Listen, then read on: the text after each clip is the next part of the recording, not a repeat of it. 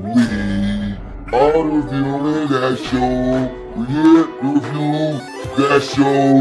And if you think we can, we can still review that show. All the people be trying to review like us, but you know they can. It's Marty, and that's it. I mean, it took them the whole season to get on the motherfucking run. That I'm just like, I just hope that they link up with Cloak and Dagger at some point, like the comics. Oh, is that what happens? I mean, it's not no elongated kick it, but I'm just saying they run into each other, and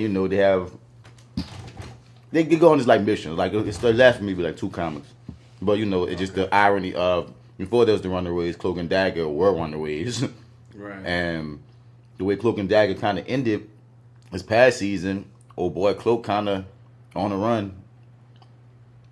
Okay. So it's like, I never went back to finish it. I don't know where I keep running into it at, but I was like, yeah, you know what? I need to go back and finish that show. What'd you get into for your birthday, nigga?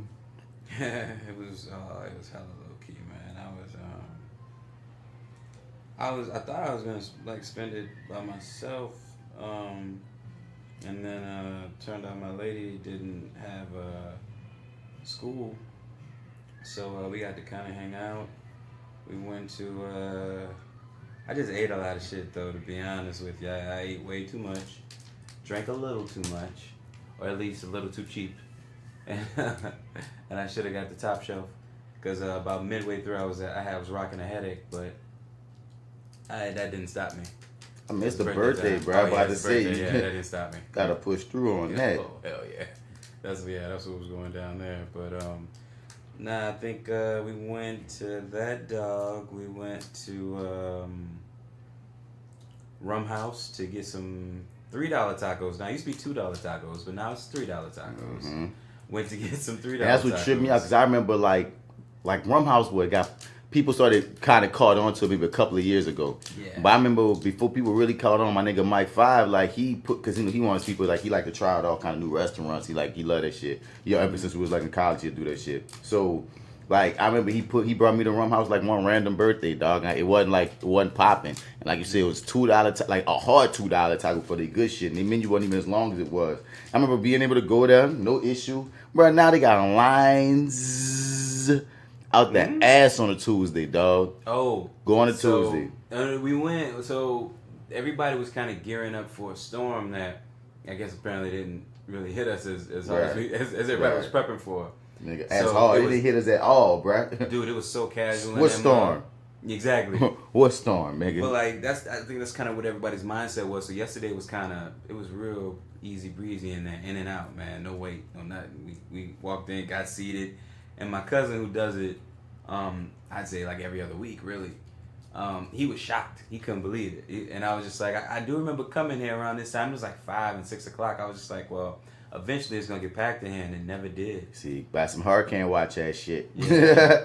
Had to be a storm coming, son, because that joint there. And I give them props. Come on, it's a flip. Come on, Caribbean tacos. Who's doing that?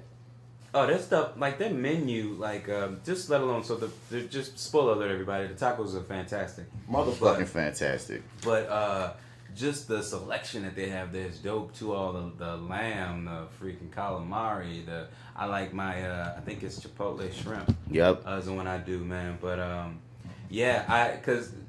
another thing too. So that dog, I don't know if everybody knows this, but on your birthday you get a free hot dog at that dog. Did not know that. I didn't know it either. And like it just happened to my girlfriend kind of mentioned like, is there anything for the birthday? You do anything for birthdays? Because she likes to go to places and have them sing happy birthday and give you a free dessert. Yep. Right? Yep. Man, I feel like that's a girlfriend maneuver. Right. Because I've been maneuvered in that fashion before. Because I'm not like really a big birthday guy. Like me either. Not anymore, at least. Yeah. I don't know, dog. It's like at one point I feel like I hit a certain age and I wasn't where I wanted to be. Mm-hmm. So then I stopped really being excited about getting older. Yeah. So right.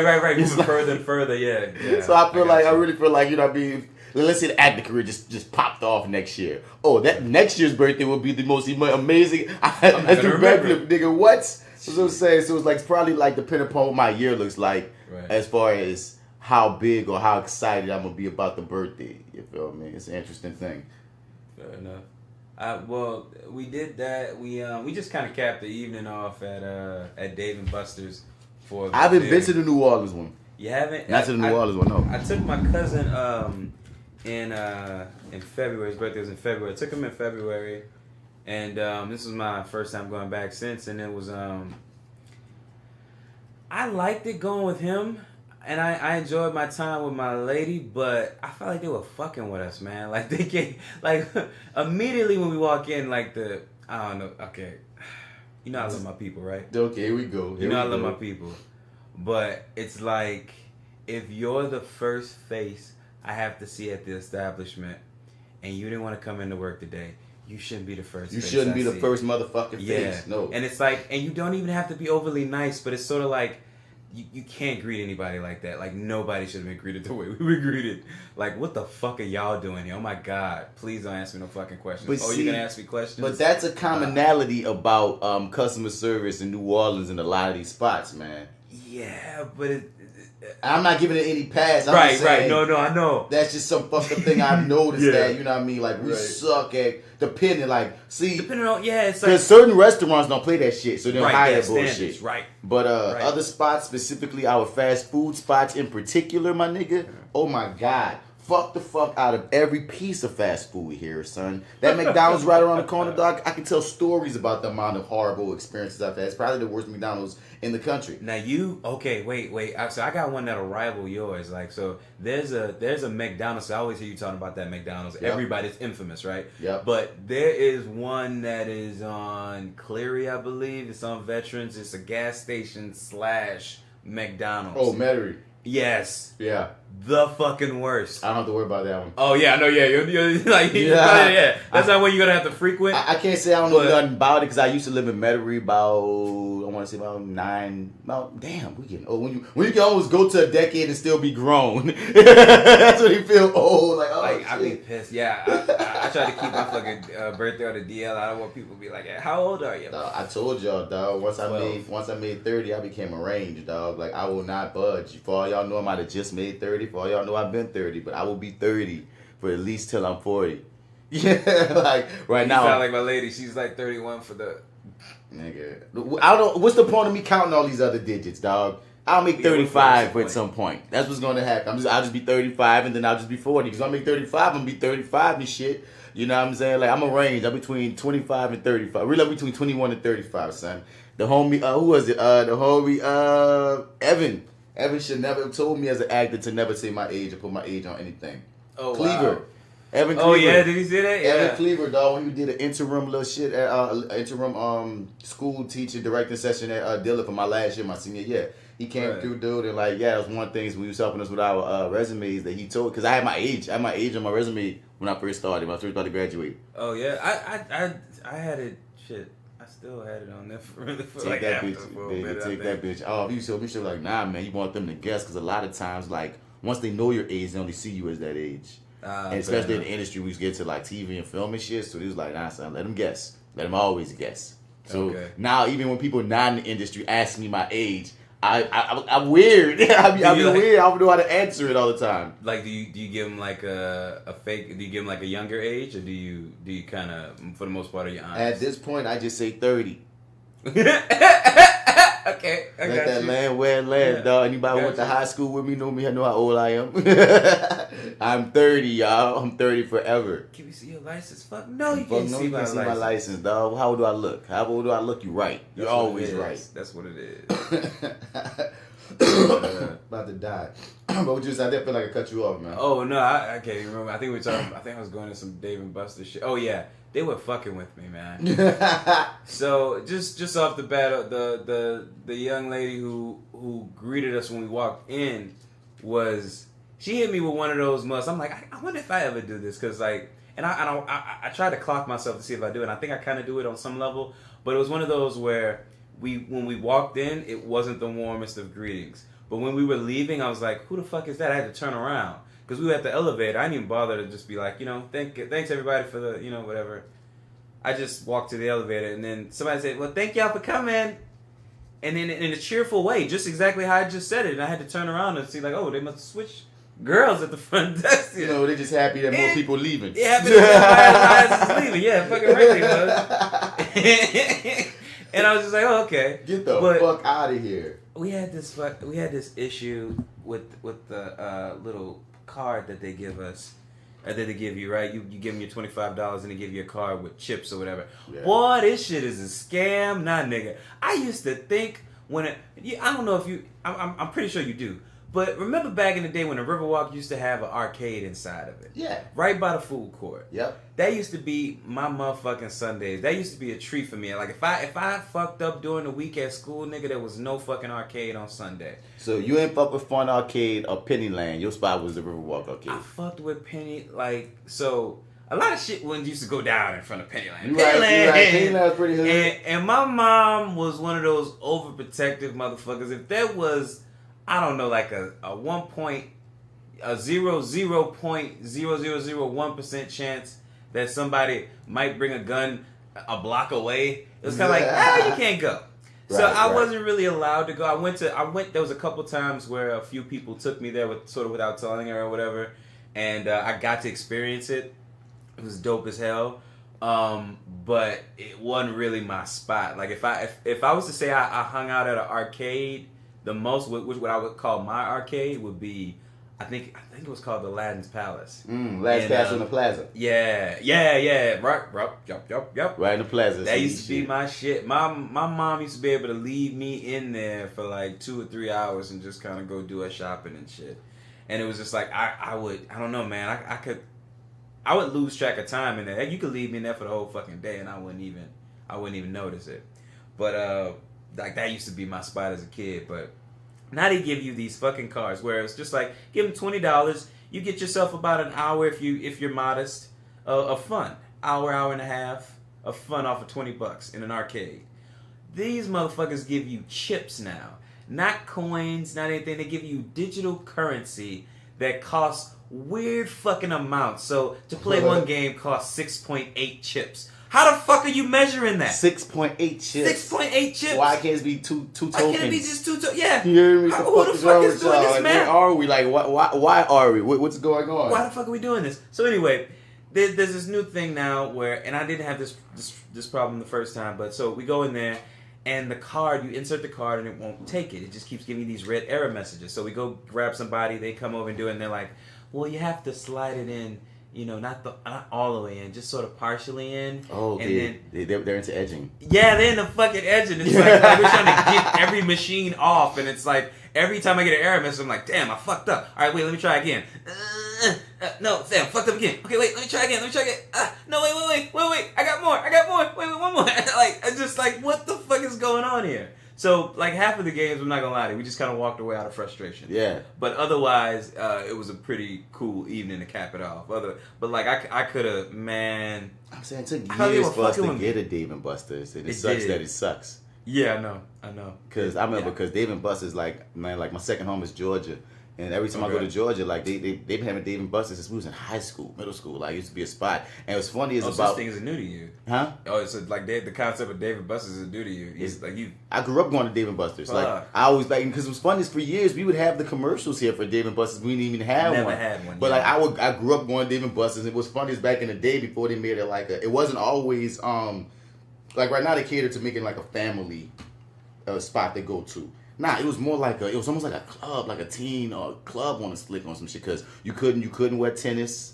You had to go kind of not dressed up, but it's like they're the dress code at Dave & Buster's when they first started. Really? For real, son. And you had to be like 16 on up type shit, and it was like it felt exclusive. And you playing games, they had the food over there and shit. If you ain't old enough to go fuck with the drinks, you can't. And it was like an experience. I mean, but I remember like if you was really gonna take a girl to a date. At like 17, that was some trippy shit, nigga. Like, it's an arcade that you eat food at, that you gotta be like, have at least a button up and some shit. Like, it was cool, son. It was some shit. Dope. So it was like, I watched the evolution of it as it became everywhere, because, you know, it wasn't everywhere. It was probably at select spots, and I guess Atlanta was one of them. But, you know, once that shit boomed, and once they flipped their whole marketing and how their intent to be family friendly, you know, that whole culture of it changed. But I still always felt like we should have one. Stop dangling. I mean, They got rid of our Celebration Station. Oh yeah, no.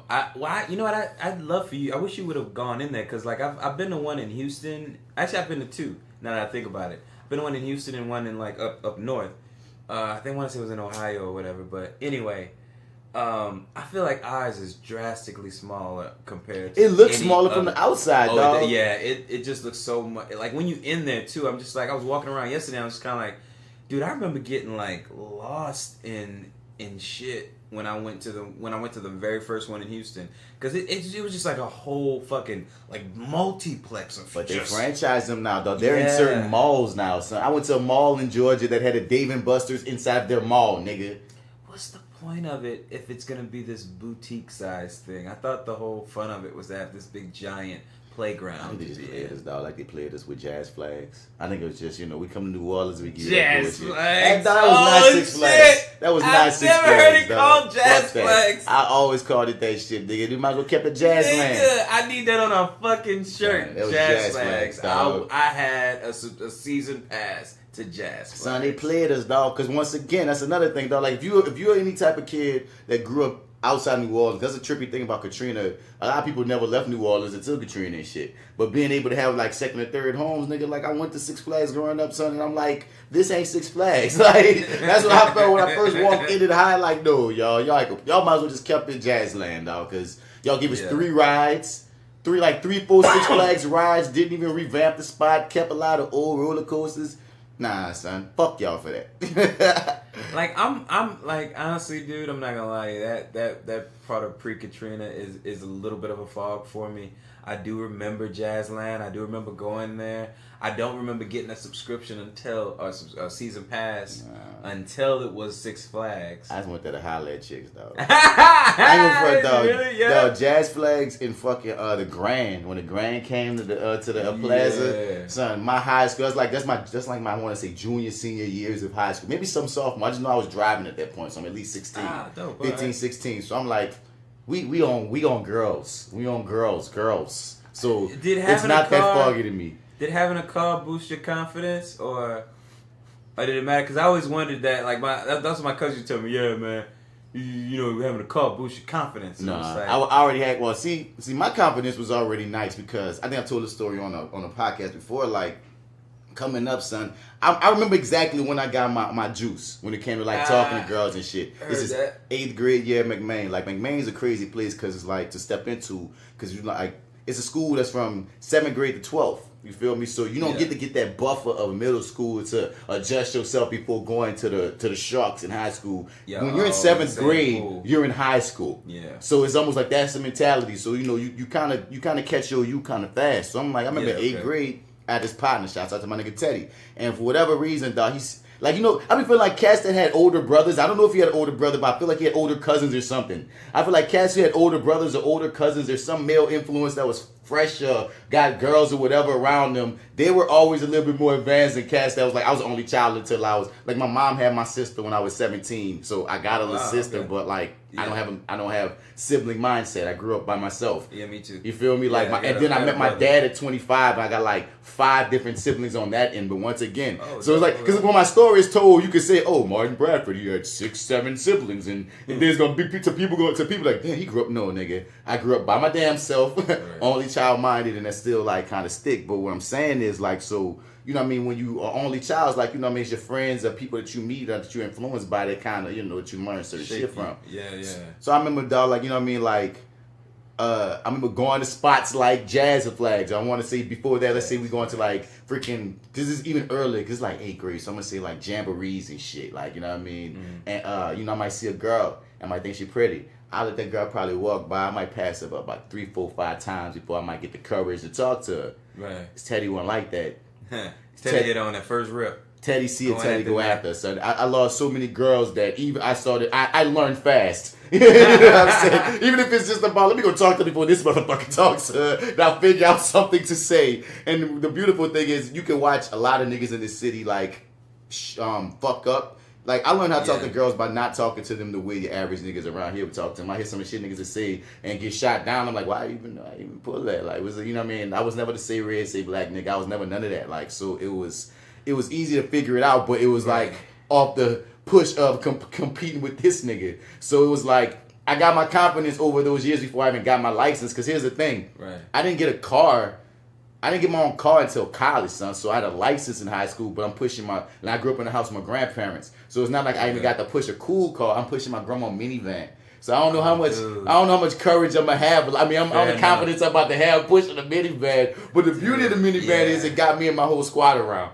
That's when I'm like, yeah, dude, it's a minivan. It's a minivan. And like, dude, driving at that age, dude, man, I don't even know, dude. So it was like, you know what I mean, we getting, I mean, it's not like I was embarrassed by the minivan, but I wasn't like stunting, you know what I mean? Because I knew niggas at school who had like cars. Real whips. Yeah, fire whips. Fair enough. You know what I mean? I ain't about to be like, hey, dog. Pile in the minivan. Astro man. You know what I mean? So like, and that's the thing. And I remember my first year of college because I got my own car.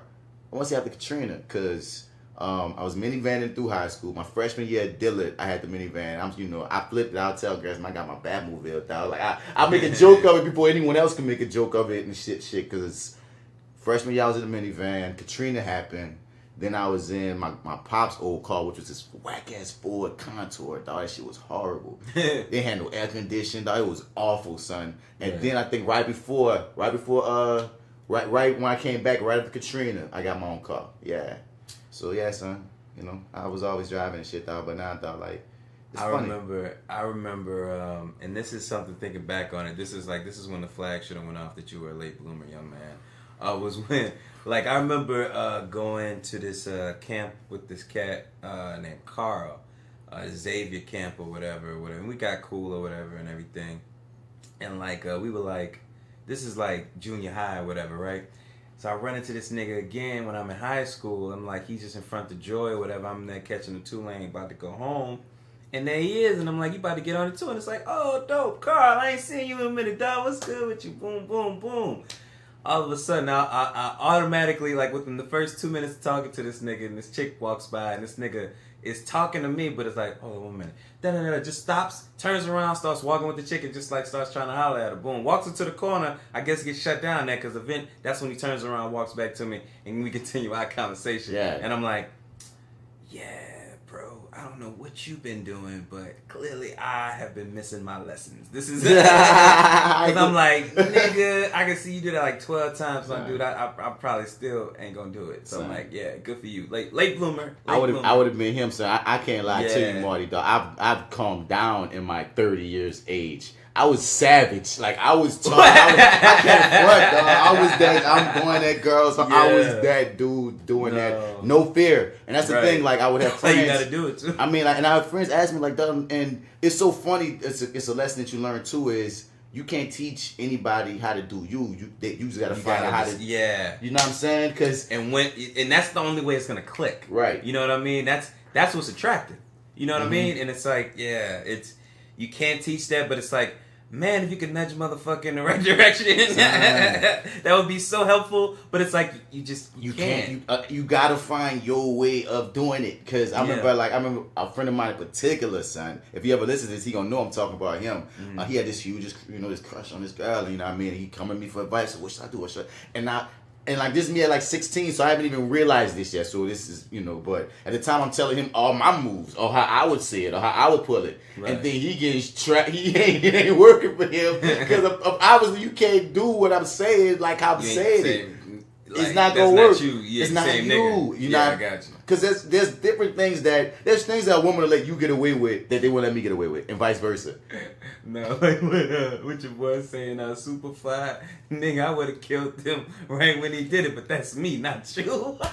Right though. That's me, not you. I mean, it's but that's what it is though. I mean, that's what it is. You is you, and I'm me. That's just what it is. And it's just like when we talking about the industry, like with casting and such, like, you know what I mean, like how if another nigga beat you out the road, that just was for them. It's not even that there was even better or worse than you. It's just that shit fit them right. So you gotta find which a set of clothes fits you right to talk to the opposite sex and get your juice. Get your juice. Everybody, it's just you gotta find your groove, man. Yeah, I mean, that's all it is. It's adolescence. That's what it's for. But yeah, welcome to Reviewing That Show.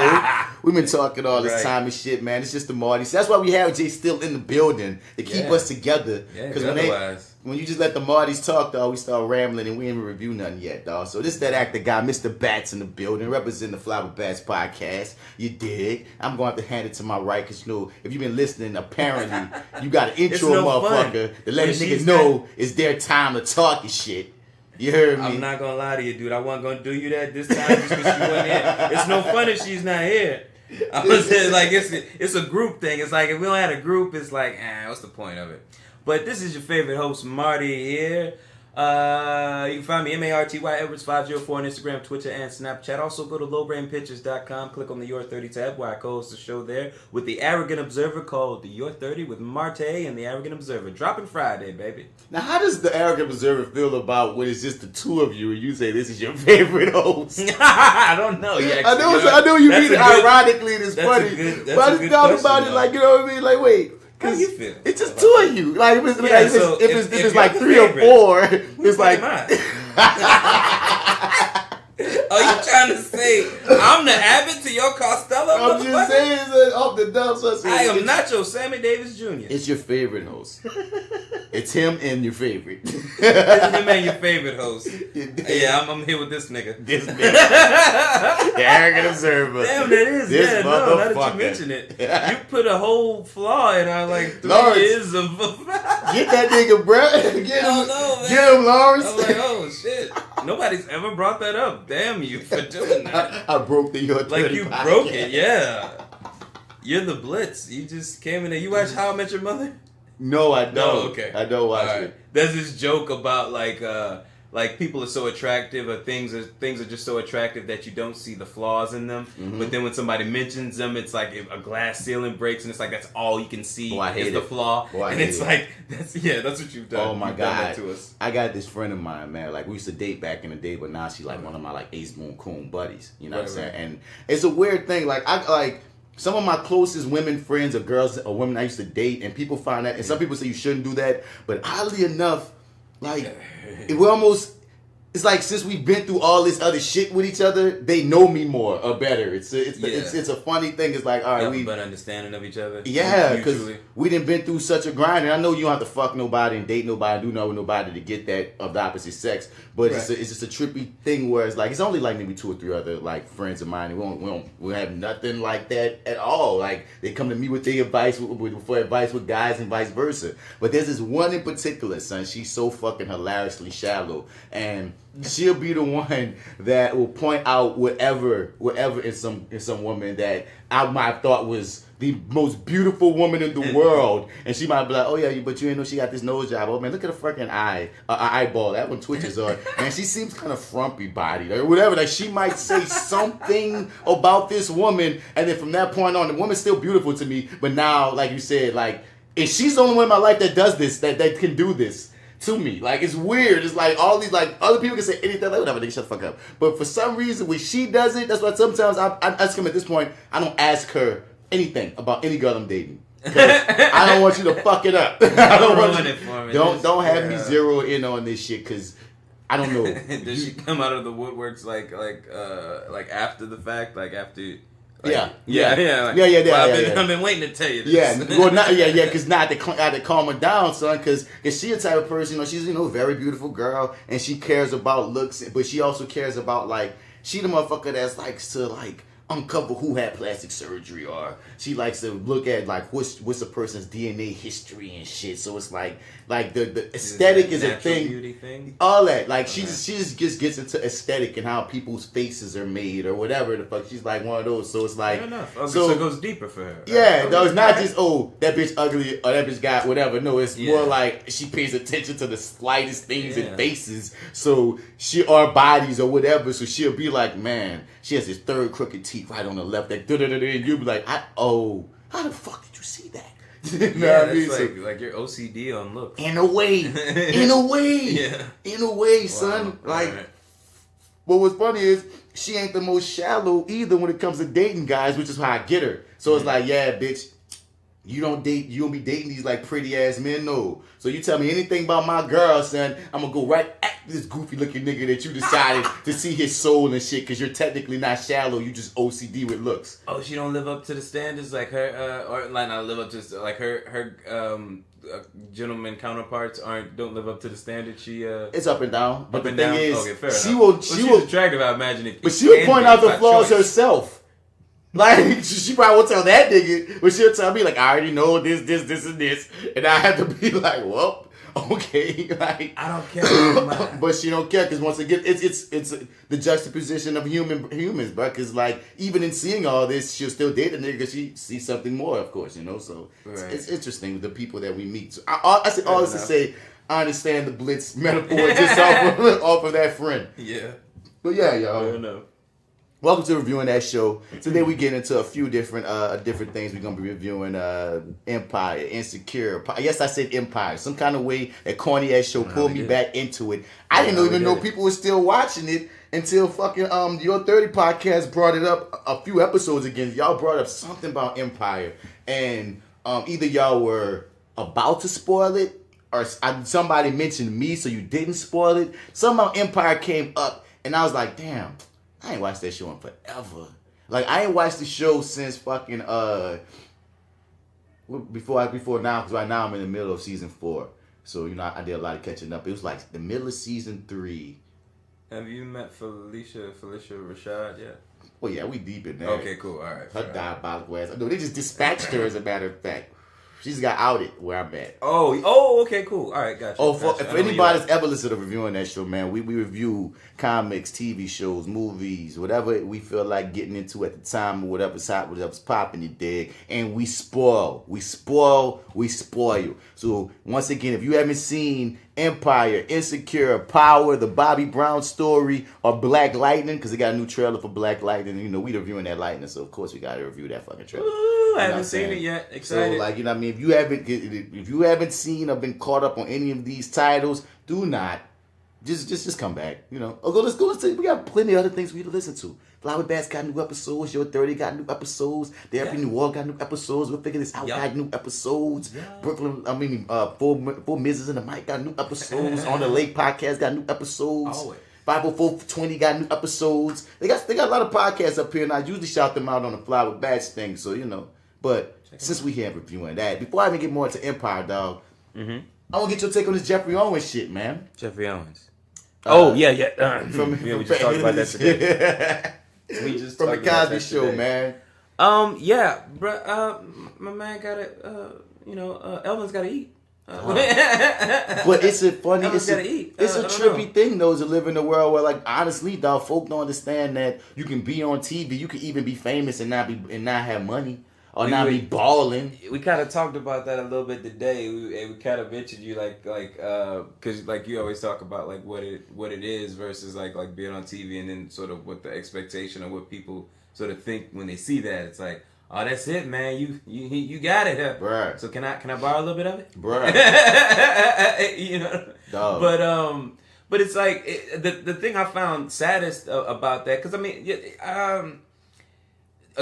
so I don't know all this information I got from Arrogant Observer, like literally just a couple hours ago, but he said that the job was, you know, flexible and it allowed him to go out on auditions and stuff. That's why he took it. Right. And I thought the sad part about it was he said he had worked there for like 15 months. So I mean, it was clearly a job that was working out for him mutually for, you know, everybody was showing up doing his job, and they would let him go out on auditions. But because of this whole publicity and stuff, he can't work there anymore. Well, I mean, the beauty is, well, before I even get to the beauty of it, okay, cool. There's a bright spot, but it's just I've been having this issue being an actor like over these years, as like, you know what I mean, things have like picked up and slowed down and picked up and slowed down, and like once again, like hype is an interesting thing. Like people will follow your hype before they'll follow exactly what you do, if that makes sense. Like I think, like, okay, right after I got out of college, I was always in a play. I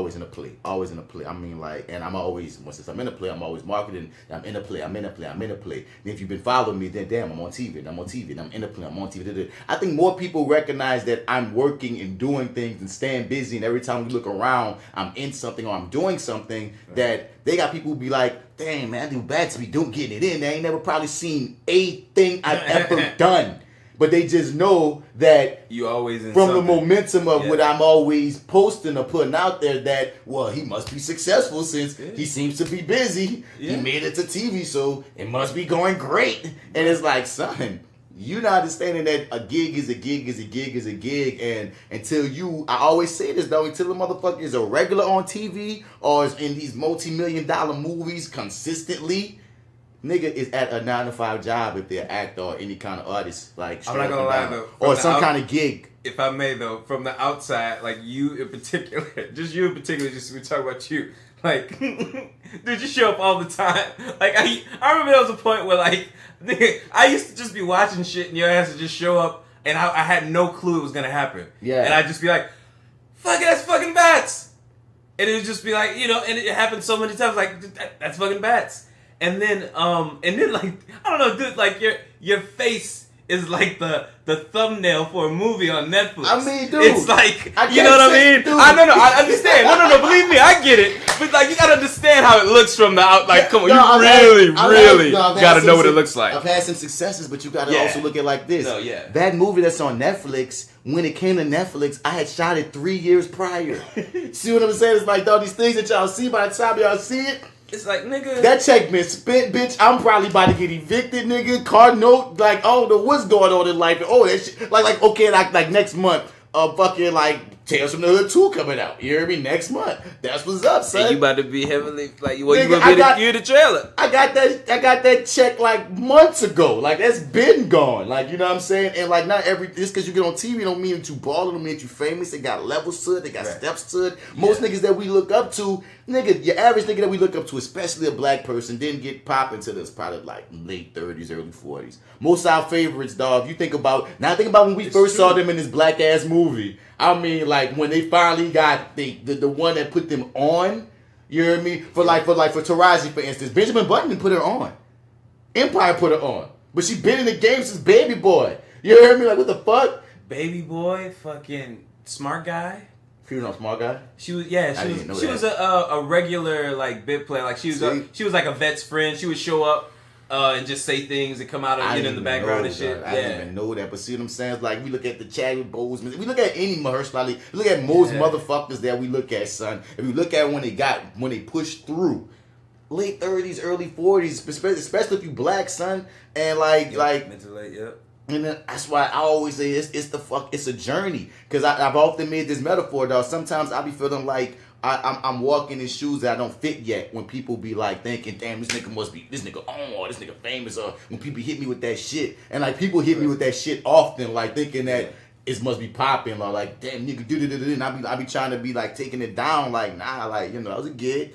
Yeah, I'm not the cat going, hey y'all, it's that acting guy in this bitch. Like, dog, I be so low key. If you notice me, cool. If you saw something I'm in, beautiful. But like, all that shit after a while, that shit start giving me anxiety and shit. Cause it's like, I don't ever want to be fake. Or I don't want to ever be like phony on some shit of like, damn, nigga, I thought you was just famous ass nigga. Like, there been times where, like, that's why I identify with Geoffrey Owens to a degree where there's certain jobs that I didn't do when I really was needing it, scrounging up. And I'm like, damn, son, because all this hype surrounding me, I feel kind of like embarrassed to even apply here, even though I shouldn't. Like, nigga, fuck that. You got to get this money. You got to make it from one to the next. Okay. But you know what?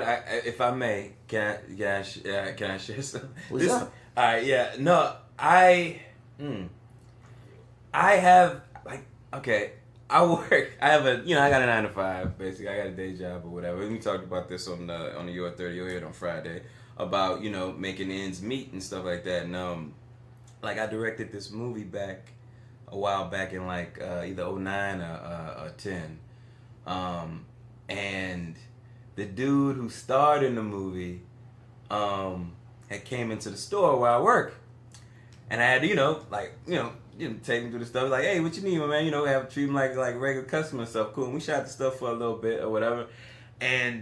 But the part of the story that I guess I'm leaving out that I should really be talking about is the part where I saw him before he saw me, and I was embarrassed that I was working there. Yeah. And I kind of tried my absolute best to avoid him, but unfortunately, like I mentioned on in Your30 a lot of the time, most times I cover several departments. So it's like, Nigga, I got a 1 out of 4 chance that he's going to need me regardless. I'm the only one in all of these departments. So if he needs one of those things, they're calling me on the walk-in. I have to go and help him. And it's like, that's exactly what happened. Right. They were like, we need the TV expert. And sure enough, I had to go back there, and it was for him. And I was just like, hey. And more people get it. And that's one thing I love about the whole Geoffrey Owens push of like normalizing the fact that, yeah, son, just because you see us doing this, our art, whatever, that we still got to pay the bills, dog. And like, because the people that's famous, because I often say this, dog, like I would love to, I've said this many times before, I would love to just be, oh boy, that's where that actor guy Monica kind of came from being at Dillard too long. I was drove because it took, like, you know, from dropping classes, it took, and from Katrina, I was at Dillard for years longer than I should have been. You feel me? And once I got past like year 4 or 5, when I'm in the territory of I shouldn't even be here, I didn't go to parties. I didn't go be a person in the, I had my time. I had my time to be the man for 4 years. Nah, nigga. Anytime after that is, nigga, you on these little kids' time, nigga. I was trying to get the fuck out. So I still was acting though. That's where you would see me. So a lot of people on campus probably didn't really know my name, but whenever they talked about it, it's like, the actor dude, man. Man, nigga, that be acting, that actor guy. So I'm saying, in a larger scale, son, if I was just like somebody that your mama recognized, man, that's your boy. I would be him. I'll be happy. Because that means I'm working. You hear me? You don't gotta know my name. I don't gotta be famous. Because the famous niggas that's rich and famous, dog, they're like the 1% of our industry. Really. Your average person is just working. And when they get a gig, they do the gig, then they go back to their own shit. You hear me? It's not all the glitz and the glamour that you might think it is, dog. You got to stack up a lot of consistent situations to even get close to being in a position to even be in that realm. Let alone the fact that the other side of it that's beautifully insane is it's the lotto. The film game especially is the lotto, dog. You hear me? Every time we get audition, for every role you ever see me in, son, I probably had 20 fucking auditions, dog. I auditioned to be Bobby Brown. Then I auditioned to be in the Bobby Brown story. I auditioned to be James Brown. I've had so many crazy ass fucking auditions, dog, that I look back on like, goddamn, I remember those lines and shit. But it's like, you just keep rolling the dice, hoping, you know, one of them bitches stick. And like, some people roll the dice till they 60, nothing happens. Some people roll the dice and at 25, they take off and shit. You like, damn, what am I doing wrong? Nothing. You just got to keep gambling, dog. So like, I love that. Like I said, there's a certain normalizing of, yeah, y'all, like, we eat shit and we need jobs too, son. We gonna be in between. Like old head told me long ago, you gotta put your gigs together to make it work, dog. And a lot of this is about sticking it out, cause it's hard as fuck. Especially I can only speak for the acting side of it. If you, let's say you get a girl pregnant, or you get pregnant, now you got a kid you gotta take care of, or then you get married, you get caught up in the rigmarole of life and shit. I can easily see how the routine and such can take you out of the game. You know what I mean? Not because you want to get out the game, but because you can't be as on a whim as you were 10 years prior. So it's tough. It's all tough, man. That's why I got to salute all the cast that's in there. But the beauty that came out of it was Tyler Perry offered that man a job. Yeah, that's what I heard. Okay, yeah. And I'm like, nigga, you weren't doing nothing. But and that's another thing too. He never stopped acting. He's been teaching apparently. He gigs from time to time. So it's like you just caught one of many old head actors that's like, you know, just living the life, nigga. Yeah, I'm like, I actually had just saw him in something, and I was like, shit, I kind of want to like tell somebody, but nobody was around for me to tell. And I was like, I gotta remember to tell somebody, and I can't fucking remember what it was, but I had saw me, it popped up in something. It's like I know he was still working, cause I just saw him in something. And some people decide that they just don't want to do it anymore. Like they just decide to do something else. Yeah. And like if you saw, like, let's say he wasn't acting anymore. Let's say that man was like really legitimately just working. Let's say he was a manager at Trader Joe's, and y'all saw him there. And he decided I stopped acting 20 years ago. You gonna shame him because he decided not to act anymore because he just lost whatever reason he wanted to do it? Yeah. Like, come on, people. That's why I'm glad Tyler Perry showed up, and there should be more appreciation thrown to Tyler Perry as an entity. Like, love or hate his art. Oh, dude! Like I was the only dude like drumming the Tyler Perry drum for a while, and made the mistake of wearing a Medea shirt to Dillard one time, and that wasn't fun. I mean, I'm not going to drum his thing because he became a lazy artist, But see that. Oh man, but dude, there was so much good shit there, and then I don't know. It's just like, oh, well, no, and you know what? I don't want to turn this into a Tyler Perry bashing, but I'm not gonna bash him. I'm just saying, win, lose, or draw, him existing did a lot for black people. Fair enough. In film in Hollywood. Yes, just him existing. He gave jobs. He kept the stories going. Like once again, they couldn't track this man. Yeah, they couldn't track how he was making being the number one. He kept proving that yes, black faces make money. Like like I say, love or hate his art, nigga. Him existing is the reason why you have shit like Queen Sugar and shit, because they shoot at his studios. Same with Black Panther and a lot of the Marvel shit. They shoot at his studios and shit. Like him rising to prominence, him being an entity helps us. Regardless, they just need more. The problem with the Tyler Perry situation, I think that made people sour on him as well, or put him under such a microscope, is it was just him. You can name Steven Spielberg, Martin Scorsese, David Lynch. You can name all of these white motherfuckers like it ain't nothing that's giving opportunity after opportunity after opportunity. But when like Spike got quiet and like the representation of black niggas and black people in Hollywood became Tyler Perry. And it should never be. It should never be that. It should never just be one person representing all of us. Ever. Even if it was just John Singleton. It shouldn't just be John. If it was just Benny, it can't just be one. It gotta be, you gotta let more niggas, more gatekeepers in. That's when we got such great shit now. Look at from Kenya Barris to Ava DuVernay to Ryan Coogler. Like we got these names now. It's now some of our best black fucking material is happening because the doors was open for more than just him, but I'm not gonna take away from. It's like he was holding down the fort until these other niggas could get through. So there's a beauty in that. There's a beauty in it. I think so. No, there's an appreciation that I still have for him. It's just it's different. It's different now. I just wish he just produced films. I think he need to be a cat that's like put niggas like me and you on. You know what I mean? I think that would yeah. I mean, I kind of felt like that was the way he was going at a certain point, and then it seemed like most of those endeavors didn't really go very far. So, yeah. Yeah, bro. Like, and then he made Acrimony. Did you see it? I have not seen it, man, but I've heard so much shit about it. Have you seen it? Okay, I'm gonna put it like this. Okay. All my peoples that like simple shit and like hood shit and are like very easily impressed by shit, they kind of like it. Not love it, but I hear them saying favorable things. Most of my people that like are into like arts or like aren't as easily impressed or like look at films not just as popcorn entertainment, hate this fucking film. Wow. So it's one of those where I feel like I can either 1, hate watch it, 2, turn my brain off, 3, both. Wait, you can do one of those 3? I can do 1, hate watch it, 2, turn my brain off, or 3, both. While watching this movie. Yeah, I feel like I just hate watch it with my brain off. I think that's what Tyler Perry has become with a lot of shit he put out. But I just know. Yeah, okay. I feel like there's a Tyler Perry film, like much how like a 17 Black Klansman, boo me. But like how like everybody's saying. Movie Pass, I don't blame you. Dude, and they had it available for 1 day. 1 day? Son, it was available, what today is? Today is Wednesday. It was available on Monday.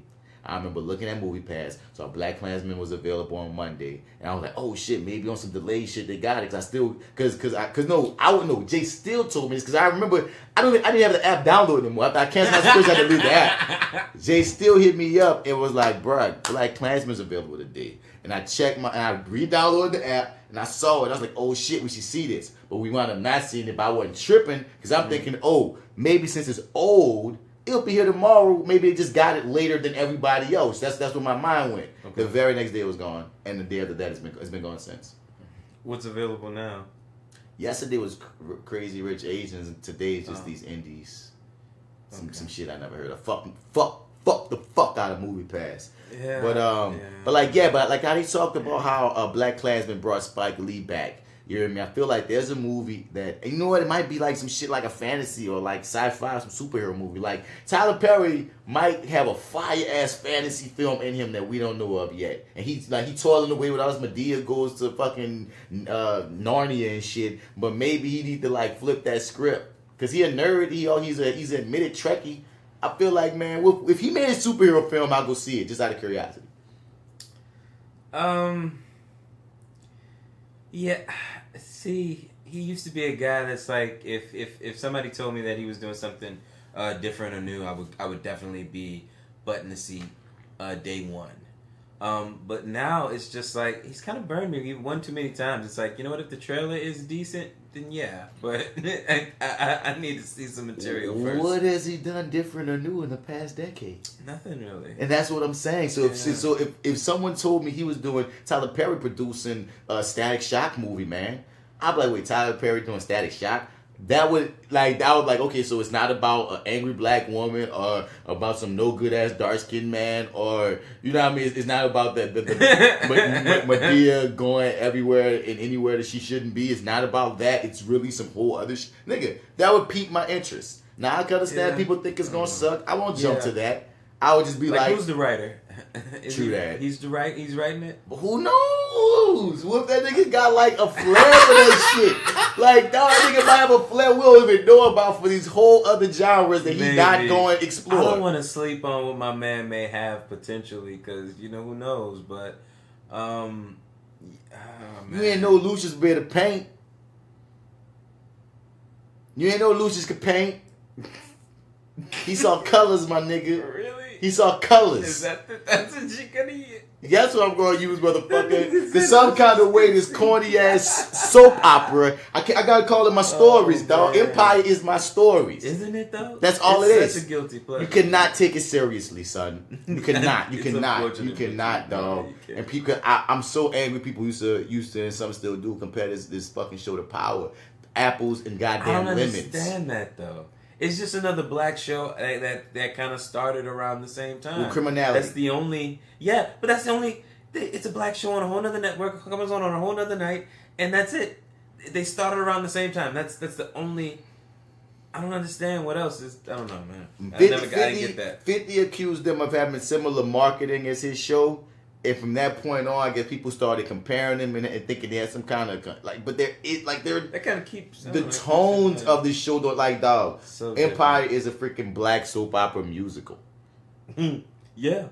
Power has soap elements at times, but for the most part is a crime thriller with a romance twist. Yeah, and sometimes courtroom procedural.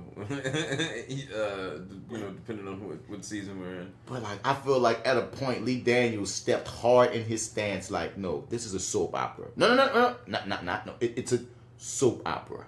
Yeah. And when I watch it as a pure freaking primetime soap opera, like I'm watching Days of Our Lives, just black and modern, dude, it's like you said, it keeps my attention because I don't even hear people talking about this show no more. Like, there's a point where this was like one of the hottest shows people talking about, and like now it's just there, but they still maintain their spot, they still maintain their ratings. So I've been wondering, like, so who's still watching this? So like I said, when I heard that you and Marty were talking about it, and you just told me off mic that no, you're caught up. Oh yeah, you still actively watch. What has kept you in? What has kept me in? I don't know. I guess I'm just invested in the show now at this point, or at least I'm along for the ride. I guess I shouldn't say I'm invested in it because I think that ship is almost set sail. But I'm just sort of here for it. That's my Wednesday, nights at you watch it live. Well, no, I can't. Well, no, not really, because I think we record most. Now we record on Wednesdays. Yeah, true that. So I'm watching it like the next morning, episode by episode. Yeah. God damn.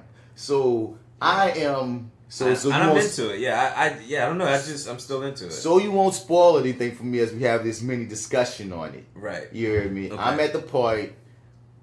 Okay, so diabolical. And I want to say this off the dump, dog. Whoever idea it was to make Felicia Rashad a villain was genius. Oh yeah. Has she ever been in that light in her career? Yeah. I want to say I've seen her kind of do something like that before. Or maybe she had moments of villainy like that, but she was really not. I don't know. I can't remember. But I want to say I've seen her in that sort of light before. I can't remember in what. I was just so loving the fact that she was the rival. She was the bad guy. Like, just seeing it be Felicia Rashad just, like, made it for me, dog. And, the best line that they were able to construct the best line of the entire series with her. when they say Which one? when Cookie called her your fake ass Claire Huxtable. I was like, okay, show, you had to, dog. You had to do it. So seeing her just like fucking evil out on this show, son, just like was beautiful. Like I like watching everything about it, and the whole little Dubois clan. Like it was, cause I didn't see it going that way. I'm not a soap opera watcher, but cause even Lucy's losing his memory. But anyway, like. Right. They kept having these same issues of who they had to take down and stuff. So watching it be another family, or watch it grow into being another family that they take down, and they like, come on, she freaking took out, like she had the Tin Man. She got in Jamal's heart, which is with the nephew. She got at fucking your boy the crazy nigga. Hakeem with his daughter, with the actual Andre, dude, that actor just be killing it, dog. Like, yeah, dude, that cat is fucking intense, dude. Son, yeah, he goes for it. Yeah, he fucking goes for it. He goes, dog. Yeah. So I'm at the point where Cookie just took all them down. Dubois dead. You feel me? I think they moving into their next situation. Jamal all traumatized, feeling like he killed Tay Diggs. And okay. Have you caught this best man reunion they've been having with Tay Diggs and Terrence Howard and who's the third one? No. It was because I was watching it. I was making fun of it for a second. Nia Long. Oh yeah.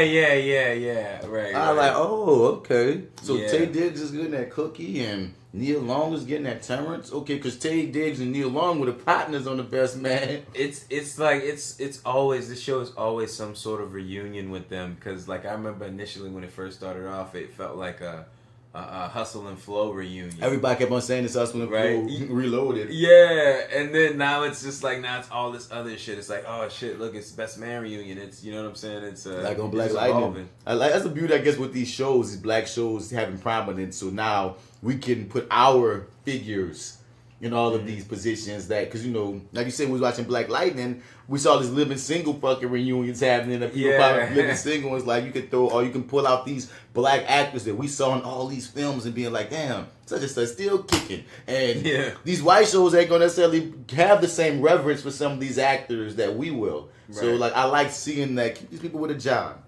And I don't know how Nia Long's still fine. Well, I think she steals the souls of little children. Something. I don't know, dude. She been fine for 7 years. Yeah, she probably gonna die that way, man. She like I'm telling you, dude. She gonna be one of them. She gonna be one of them like older women who, like, when she gets like really really older, like Eartha Kitt kind of old, she's gonna like niggas gonna remember, like still see why niggas like, she stopped traffic. Yeah, right. They still gonna know. She even got that name, Nia Long. You know what I mean? It's like when you hear the old cats talking about, I can't think of one of those old black women names, but I had one or two in my brain now I'm putting myself on spot, I can't think of it, but you know what I mean? For Lana DeVille or whatever the fuck, you be like, yes, I'm Nia Long, no, like she still got it. And one thing they talk about with the show is they have a lot of these stunt castings, but fuck it. And they all feel that way too. It's just, but it's like in the best way though. I enjoy it.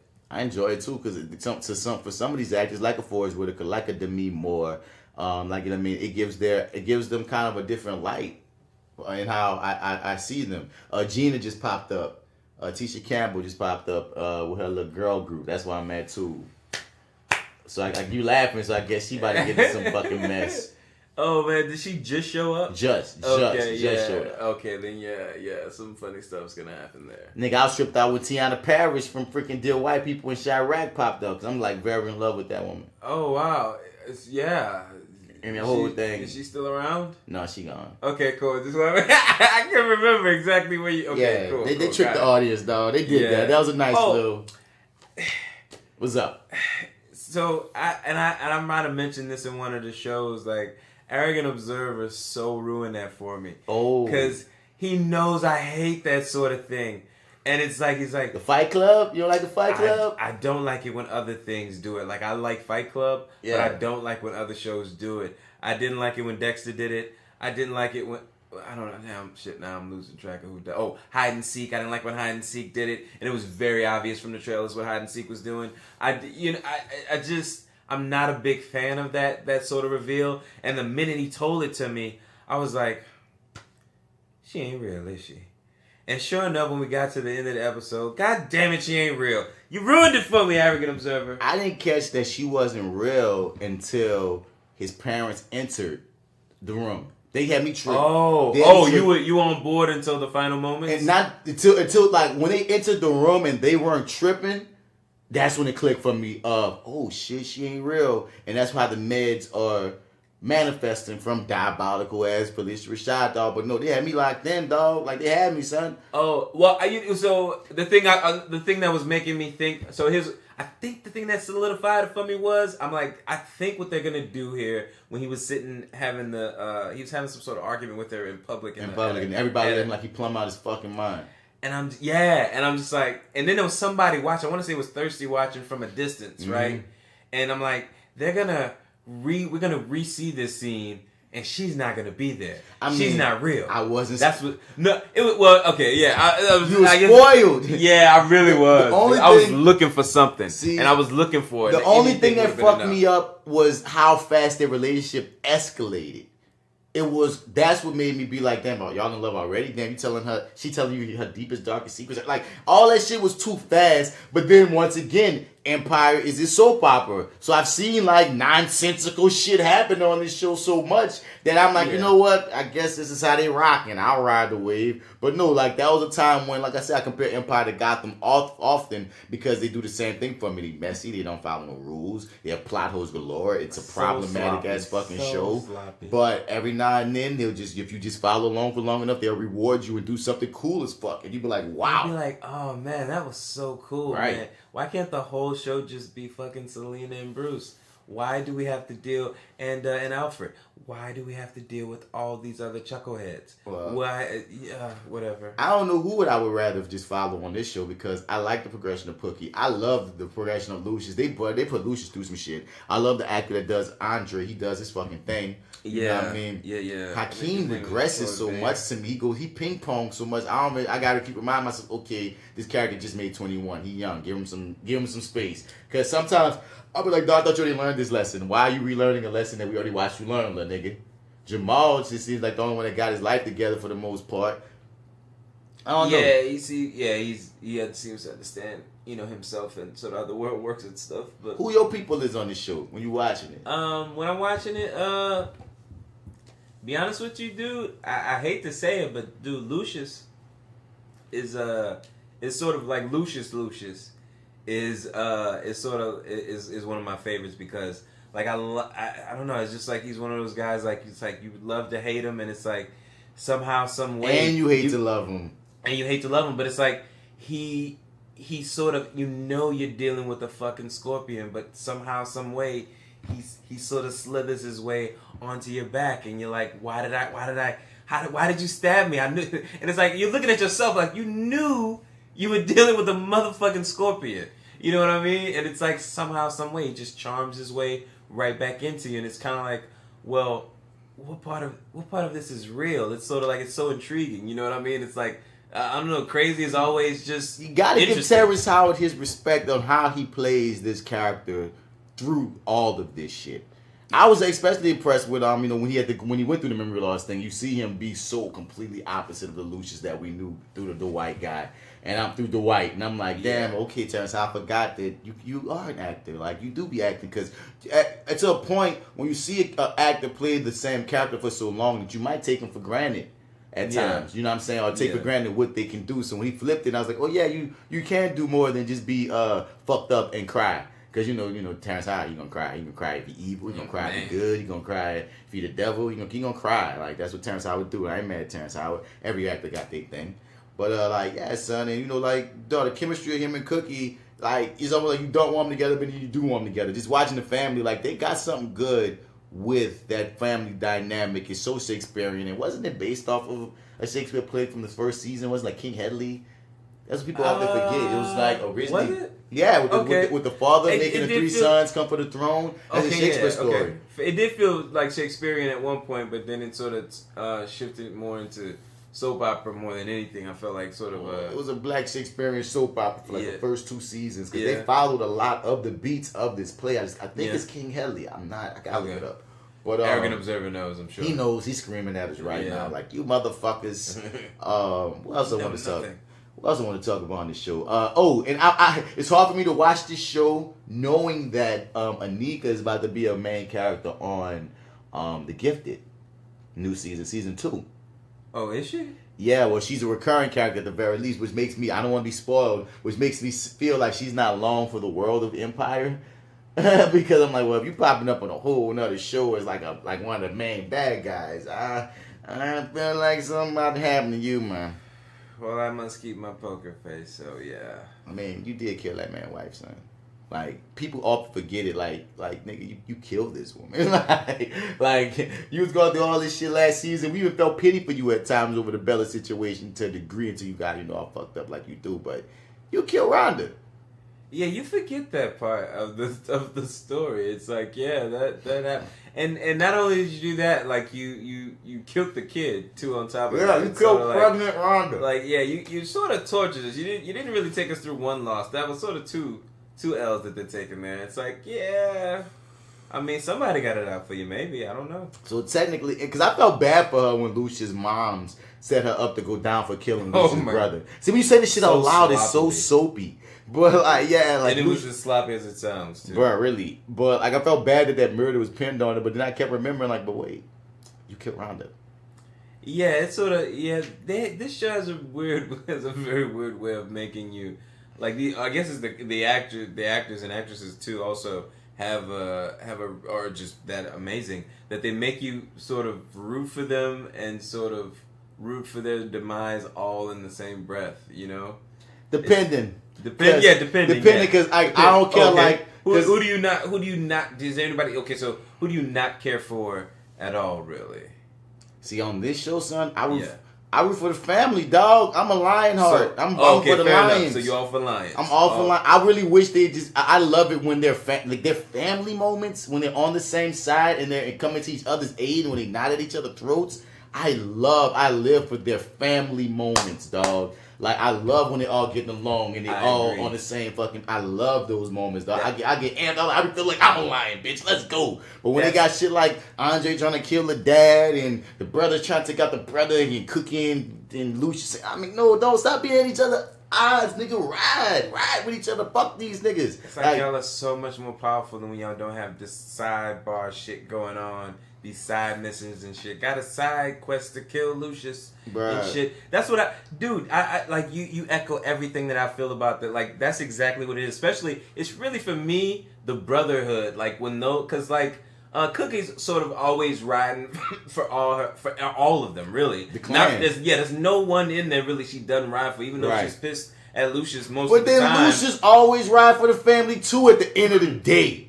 Like, he all this fucked up shit. He does. He harms them a lot. But he plays the role of not riding for the fam. Yeah. When he's actually riding for the fam. Because when it come down to the nitty gritty, Lucius got everybody. Yeah. Every time. Every single time, dog. Except for that one time where he put Jamal in the garbage can. But that don't count. I know it does. I just like to make fun of that dude. You like, you know how you care homosexuality. You throw your kid in the garbage can. Son, I was tripped out when he lost his memory and he was like, tell me the worst things I've done to you guys. And I can't go tell the trash can story. That's to tell a nigga who don't know himself, yeah, you such a fucked up person. You found out your 8-year-old kid wants some heels, so you threw him in the trash can. Because he might be gay. You don't even know if a little nigga even gay at like 8 or 9. He might be gay, so throw him in the trash can. That's what Lucius Lyon do. So how did you feel about the execution of that? So Arrogant Observer, to my memory, thought it was the top of the soap opera spectrum that they hit there. But I enjoyed like the execution. Yeah, wait, pause. Yes. Yeah. Memory loss is the epitome. Yeah. It's just wearing the freaking flag of we're soap opera. Ride with us. Okay. Yeah. Yeah. So I agree too. I just want to stick a pin into this before we go to that on the brotherhood. Right. That scene in the elevator when the 3 brothers in season 1 cried and sung whatever song they sung. Yeah, I do remember that. And they all like all hugged From together, that point yeah. on, I was down for the brothers. Because remember, before that point, they always had them against each other. Yeah. But that was the first time when you was like, wait, they're brothers. Like, Yeah, even at each other, at each other necks, they're brothers. And that's how I felt about the family over these years. But about the execution of the memory loss, nigga, I was good. Like, once again, son, I don't come here looking for Breaking Bad. So he got blown up. Okay, he lost his memory. Okay, I'm here for it until you fuck up what you created. If you create in your world that this can happen and this makes sense and you make it make sense and the plot hole ain't so huge that I can be like, I can't ride with you, then I'm riding with you. So he has my only thing with the memory loss is it felt like it came like I don't know where it's about to go right now. It came to sort of an abrupt ending because. He had the whole little paint session with Demi Moore and he was back, but... Okay, so that's happened already. Yeah, okay. But I can't say it's a fully abrupt ending because the way that Terrence Howard has been playing this character, even since he's been, I'm back, and damn, Lucius said this so many times, I'm back, we get you, okay, you're back, okay, cool. But like my nigga, like, he still has pieces of the Dwight character at times. Like at one point, like when Andre is in the hospital and he's strapped because he went crazy, had a psychotic break, and he trying to talk to his son. That felt like Dwight talking to his son until he started whispering, "It was my fault. I tried to kill him, and then he gets kidnapped and shit." But this show crazy. Anyway, dog. Insane, dude. But like you said, you love execution of memory loss. Yeah, I dug it a lot. I like the whole. Let me get to know this family. Let me get to know my family again. Tell me about all the terrible things I did to you. Well, tell me about your. Well, he punched me in the mouth. He asked about like a couple of things too. I can't remember exactly what he said and did, but it was just like I kind of dug that. That was fun for me, and the whole like I can't remember who had a problem with the leg loss thing. I was just like it's another layer that they add to it. It does, yeah. I don't know. I don't see it as a huge problem. It doesn't hurt nothing. Yeah, I don't really see exactly why they felt they had to do that necessarily. Like it hasn't really shown a huge purpose so far. I feel like dog. Like I feel like they really care about what people say more than they let on. Like for instance, we find I don't know if this plays later, but there's this one scene when Lucius's mom is putting on bleaching cream for some reason. She's putting it on, and they never ever came back to that. They just showed that she was putting on skin bleaching cream. And my mind went to, are they doing that because Kelly Rowland is a little darker than the actress that's playing the mom? So they just made it seem like, you know what I mean, to answer that little whatever. Sometimes I feel like this show does things to just, we're serving every audience. So look, we even serving people who are able-bodied. You know what I mean? Like, I feel like we have the gay, we have the trans, we have the this, we have the that. Now you know what I mean? I feel like that's what they just try to be the most all-encompassing show ever. Wow. That I don't know if it's the we made our gangster character not able-bodied. My mind or not. So it's interesting. No, that's an interesting theory. That's just how I take it in. Yeah, no, okay. No, I can ride with that though. I can ride with that. Dude, you're at like episode 11. It's like I feel like I'm jumping into like the next season right now on you, and I don't want to do that. I'm about to say stick your toes in, dog, because I'm letting you know where I'm at. I'm at 411. I'm gonna probably be caught up by the next time we talk, next episode. I'm probably gonna be caught up. But like, yeah. So this season is working for you. You're digging it so far. This ride. I'm just watching it. Like I don't like.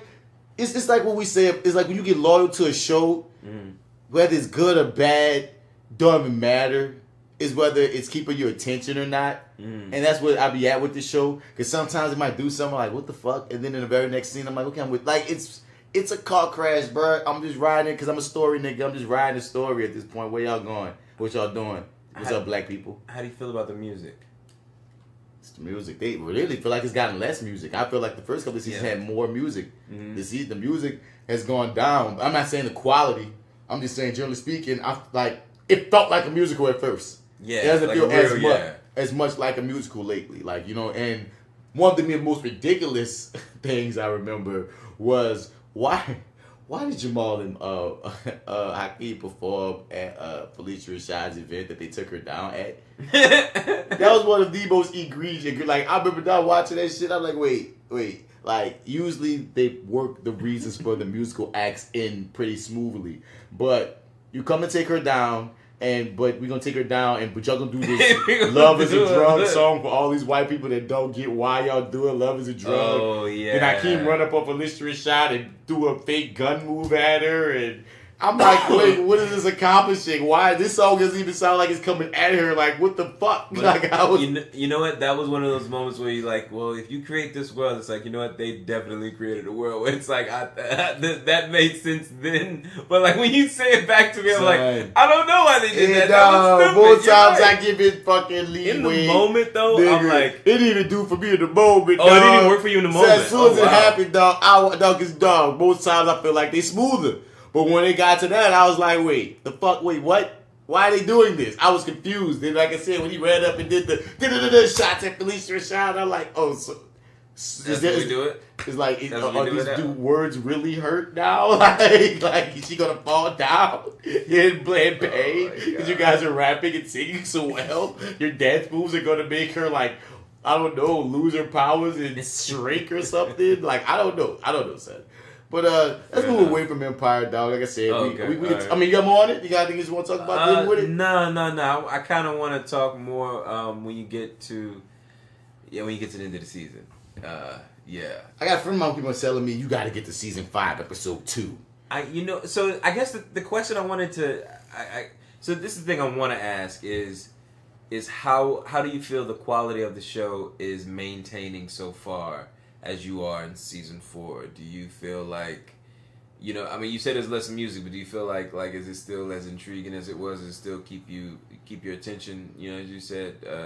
I think it's an unfair question because it can never be its first season ever again.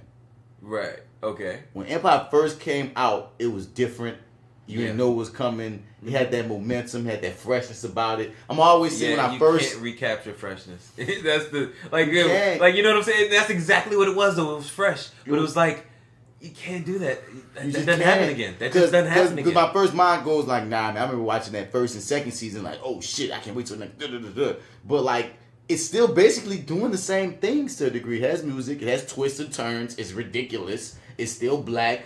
You know what I'm saying? It's like it probably did go down in quality, but it probably didn't go down as much in quality as people probably perceive it, given the fact that we're going to always be comparing it to its former freshness and the fact that it's not serious. It was never meant to be serious, that it's going to be ridiculous. Like, once again, it's not Breaking Bad, it's not The Wire. So I don't have that same expectation.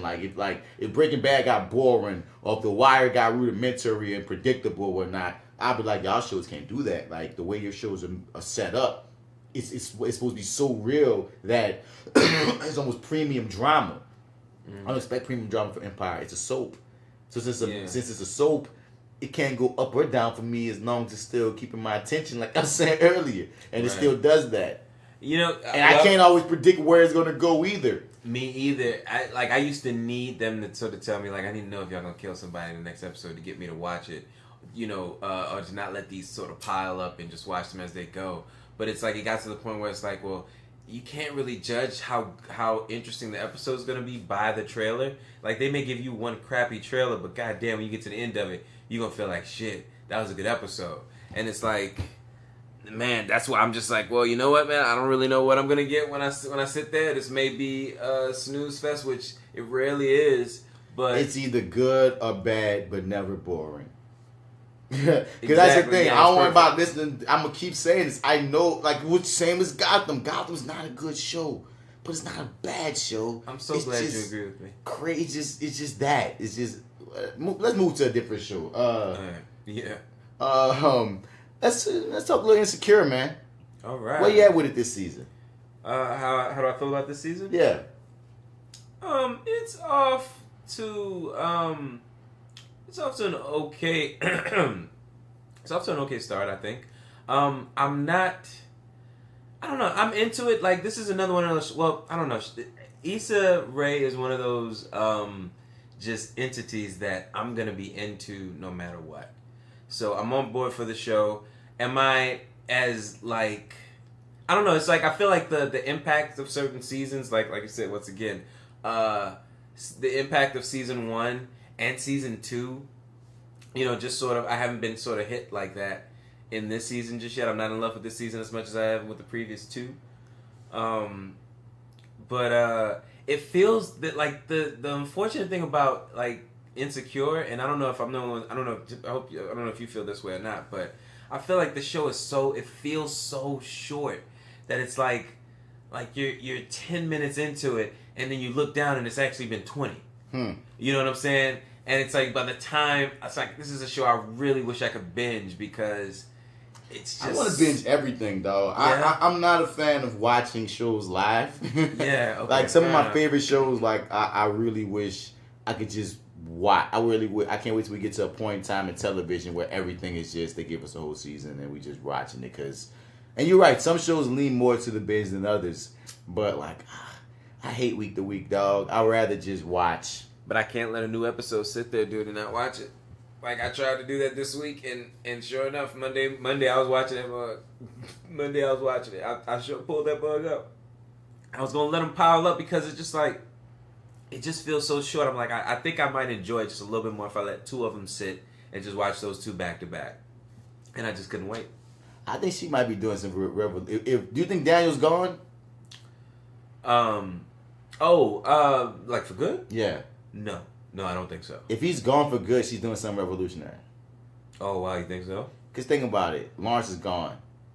And if she moved on. If she just writes... Because for the longest, I felt like something must have happened with that actor and then behind stage because it's so weird and unorthodox because the story is... It's not like Girlfriends where the girlfriends are the main characters and that's it. Like, for the first 2 seasons, we got the trifecta of Miley life, Lawrence life, Issa life. That was like who the show was. Those was like our 3 main characters for the first 2 seasons.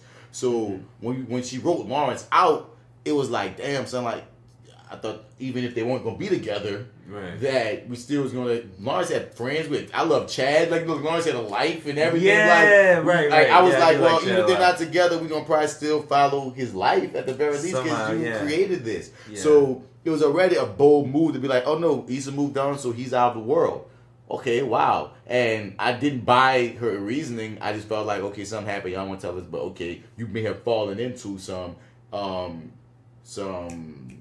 I don't want to say genius territory, but some very interesting, some intriguing territory by... Do you not think he's going to show back up at some point? At some point... Even just show... Like this season, just to show his face, you don't think so? To me, it's not the same. Like at any point in time, he could show his face, but no, he was a main character. I got you know what I mean? And what I'm saying is Issa is really like... She wrote Lawrence out on some level of... Issa's moving on in her life, so his world doesn't matter anymore. You feel me? It's almost like his world only was giving us backdrop to matter for what's going on with Issa, honestly. Right. So, once again, if you look at what happened with Daniel right now, even as we get into this halfway part of the season, Molly told us, man, at the top of the last, I think it was the last episode, by Daniel, he dropped off his shit. He was gone. We did not see him for the rest of this whole episode. Yeah, and I'm saying we don't see him again for these subsequent episodes. Wow. Yeah. And she's even did it kind of with Dro. Dro gone. After Molly didn't say, I'm not fucking with him no more. Dro gone. Right. Like, so I'm like, man, she might be doing some like cool, fire ass shit with this nigga. For these niggas can go. Oh, they're interchangeable. Because I was having this discussion with somebody recently of, we better pay attention because that's what I'm like, because it's interesting to see how, especially with women, there's so much nuance and so much leeway that they will give Issa when they're defending Issa through even her function, her mistakes, that they don't give Lawrence, for instance. He was just a bum. He can, get that same nuance all the time with certain women. And I was having a discussion with somebody. I wasn't Team Lawrence or Team Issa because watching them in the other 2 seasons, they both be fucking up. They both flawed as hell. They both, as the title say, insecure. But Issa's an unreliable narrator. We see all these niggas that we meet how she's brought them in. Like she said Lawrence was some bum nigga or whatever, so that's what shaped it. But when you watch what was up with him, he had wait, he have a Jaguar, so he wasn't doing too bad. If he got unemployment, that means he had a job previously. He lost it. You don't just get unemployment if you don't got a job. You was laid off. He had his app that he might have, like, there's other things that was going on that when the world of Lawrence started expanding, you start seeing he just ain't some bum that forgot her birthday. He got his shit going on. Same with Daniel. We first met Daniel, he was one way, but then even if you see him on this season, like, this nigga got problems. Like, you know what I mean? He got little issues. He got some controlling issues. Yeah. He got some insecure shit. He can't take advice, but you don't see that until we get into his world, until we're not just relying on Issa's point of view. We're actually getting a real look behind the curtain at it. Right. I mean, yeah, and I feel like it's very interesting if he's gone and now we got this new guy in her life, and I'm just curious to see where it's going to go with that. Now you have me really intrigued, because, I want to know what's going to happen with that now, too.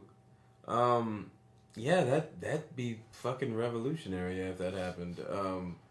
She giving niggas many stories, and then she cut him. Essentially it's Issa's story. It's her arc. All right, I want to know it now. But I thought we was gonna get to know Daniel family and shit, like, but no. Yeah, I thought that was just interesting to just bring him in to maybe be like, no, we'll never see him again. That maybe I'm kind of for it, son. Like, I hope she does this. I hope that's what she's purposely doing. That'd be one hell of a move, man. And then, cause your boy just seems like, I mean, it's trippy, because like old boy seems like he's straight up on the come up. Like, he's gonna be like somebody, at some point. The new guy, what's his name, Nathan or something? I don't remember his name. I forget his name. See, I just know him from How to Get Away with Murder and from The Flash.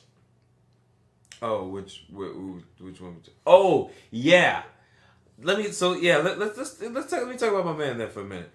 All right, I think it was just that section, because I did say he did get better, but I remember like thinking, God, this dude's terrible. When he first showed up in The Flash. First showed up in The Flash, and he was like, "Oh man, I'm so sorry. I just can't. I don't know what's going on. I hit my head." So you didn't see him in How to Get Away with Murder?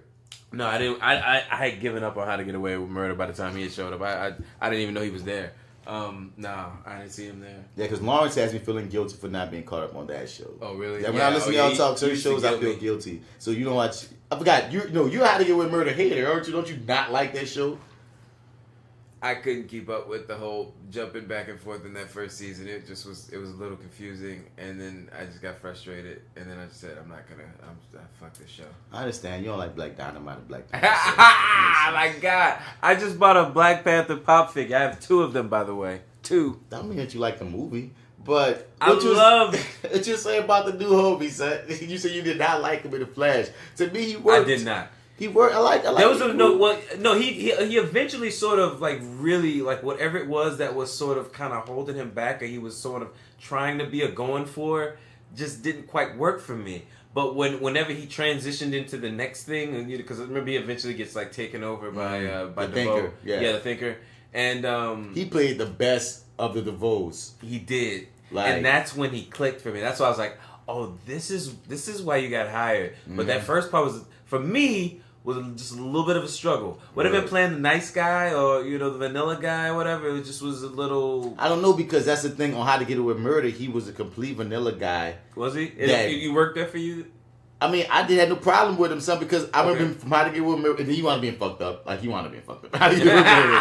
So, and that's the thing, son. He's real good at flipping the switch, huh? Yeah, that's what it is with him. Okay. So, Issa better watch him. Yeah. Issa better watch him, son. Because this was another moment where I was like, well, he's worked for me in this show, in Insecure, from start to finish. Right. And that's why I was just like, well, you know what, let me go back and let me sort of say this about him here, because I knew he could do it, or at least I knew that he worked for me. He just didn't work for me in all aspects of that, what he was asked to do there in The Flash. Right.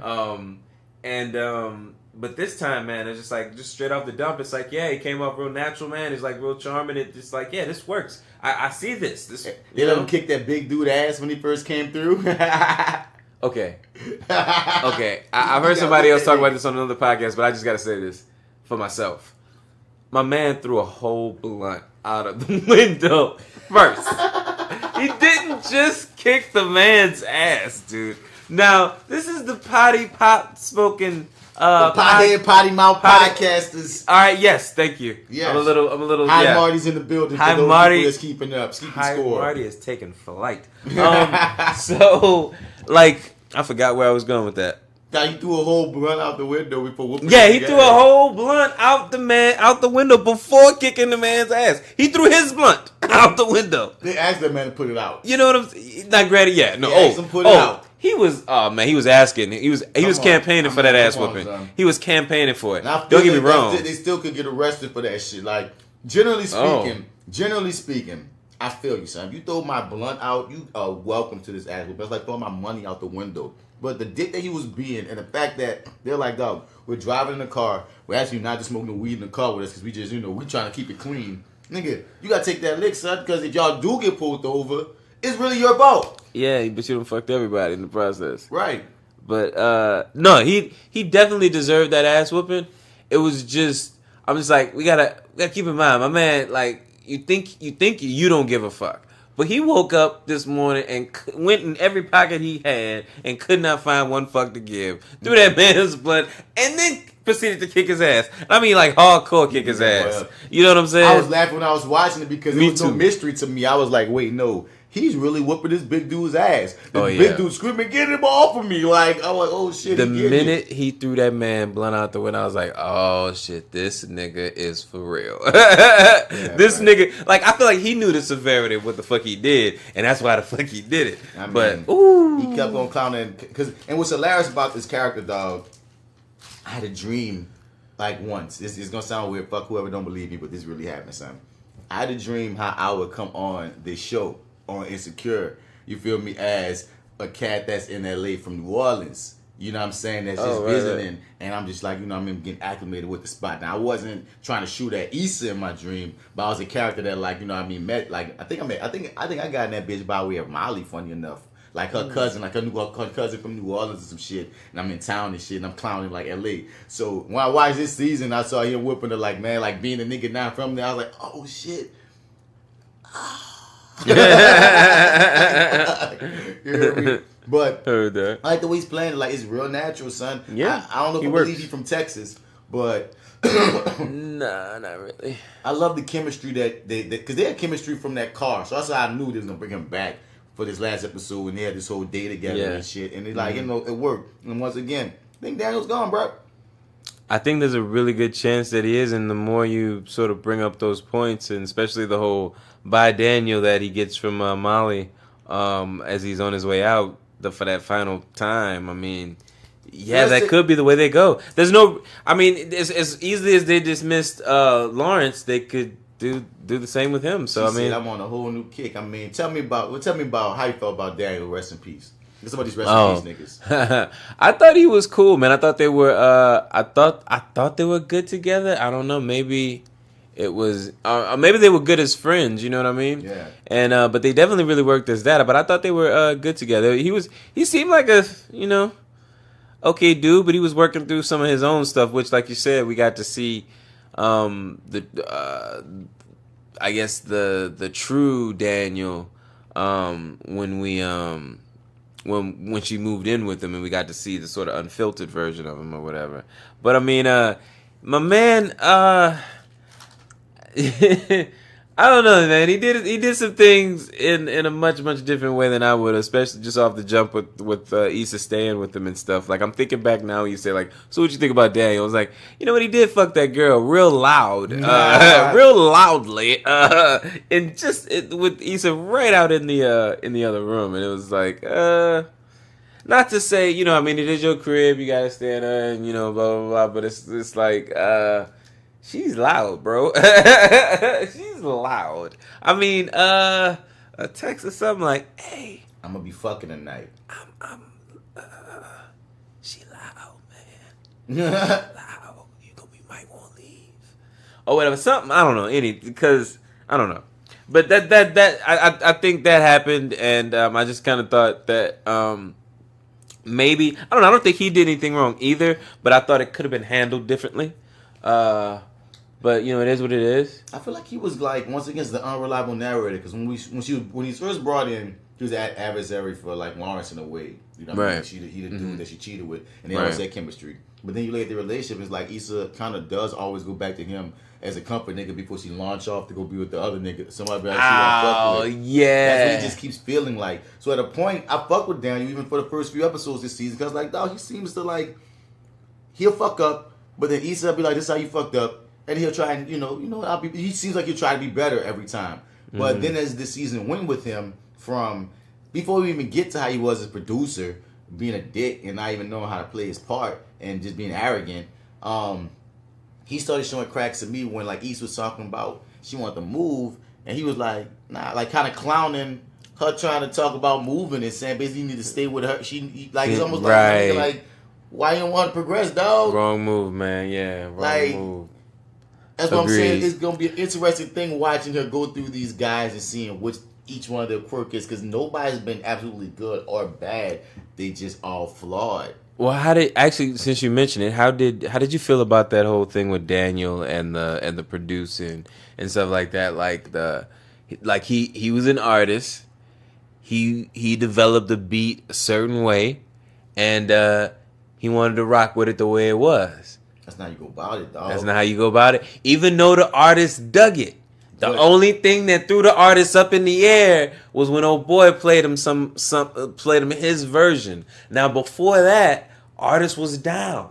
Now granted, he did do it sideways. He did it sideways, dog. But it was like he proved that his beat. That's not how you go about it. If you ask for my help, I'm bringing you into fair the enough. game. Yeah, I'm already on. That's the thing. Daniel Phil played because he put that nigga on as a producer. That nigga surpassed him when it comes to, you know what I mean, you nigga surpassed him, work with bigger artists. He on.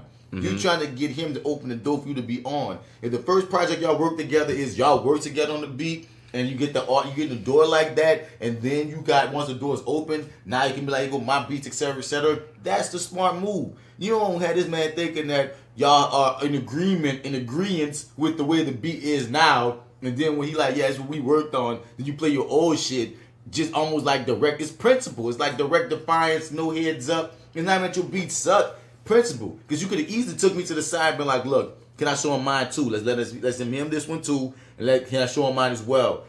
That would have been realer than that side swipe. And then you only came in with that one beat. That was the better way to do it. This nigga already got a relationship with the dude Spider, which means what he did, he said, I got other beats for you to hear. Your dumb ass didn't even come with more than one swing, so you gonna defy the nigga that's bringing you in. Yeah. And now you ain't gonna make no money when you could have made some money with co-producing that one beat that y'all could have sold. Now, fuck your beat. Your boy gonna sell Spider one of his other beats, and you ain't getting shit, Dan. You looking dumb. Now you fucked. Goofy ass, bro. You I'll blowing me, give you that. bro. I'll give you that. But my man dug the beat. I mean, that just proves that you have talent, Daniel. The problem ain't the talent. A lot of times it's the ego. Ego will not let you hear a lot of shit throughout these past few episodes. That's what I was like. Yep. I got to a point where I was like, bro, Daniel, if they write you out, I ain't even mad. I'm riding. Yeah, it's like I felt like they exposed sort of the cracks in the armor, and it's like, well, now it's, I don't know. Maybe that softens the blow of sort of letting him go. Yeah, I think it did. Yeah, he's like, I think it did. I think it helped. I mean, like, yeah, because I like Daniel. Just I didn't like that shit. I hated Dro. Dro was the bane of my existence. Dro was the motherfucking Terry Silver of the show for me. I hated Dro. I couldn't wait for his non-acting, slow talking, not smooth, weird looking ass was gone. I hope they don't bring him back. Oh wow. Okay. Oh wow. He was Gamby, he was Silver, he was whatever you want to call him. Oh wow. Bro. Oh wow. Get him off the screen. This is where we'll disagree, man. He kind of worked for me. Granted, I do see some of your complaints. Drew wasn't shit. I thought he worked for his purpose. Drew wasn't shit, dog. But I mean, Drew wasn't shit, son. And I thought him and Molly had chemistry though. Kinda. I thought they worked together. Like, I mean, it's not like we really see a lot of him without Molly, right? Right. But when they were together and they were into each other, dude, I thought they played well. I thought they played well, Son. and that's that kind of the only way I'm assessing. I think I want to say that he's not really in any scenes without Molly, right? I mean, he just didn't work for you. The dude can't act. The dude could barely talk. You feel me? Then when I look at the character, okay, Molly was out the blue. Molly was your best friend. Y'all best friends, y'all buddies and shit, son. Right. But like you bring it to like since she your best buddy, son. When you saw she was being uncomfortable in this whole little poly situation, she was trying to go with her as a friend. You should have known I don't want to fuck up our friendship. Oh, yeah. He was being selfish the entire time, taking advantage of her feelings for him, knowing he married. At one point, he fucking in the bathroom with his wife in the other room, and I'm like, I highly doubt that. I understand that you and your wife got that said situation, but I highly doubt that your wife is cool with that, you fucking a fucking Molly and he kept. I doing thought that all other shoe was gonna drop, dog. Dude, and he kept on doing all this real controlling shit. He wasn't really being clear about how much his wife knew. It was all kind of weird shit he would do. Then we moved to this season, and like when Molly straight tried to establish boundaries with this nigga, he say, "Fuck your boundaries. I'm gonna do what I want because I'm trying to control you, nigga." Nope, I want popping up in this chick house. She's saying either we gonna be friends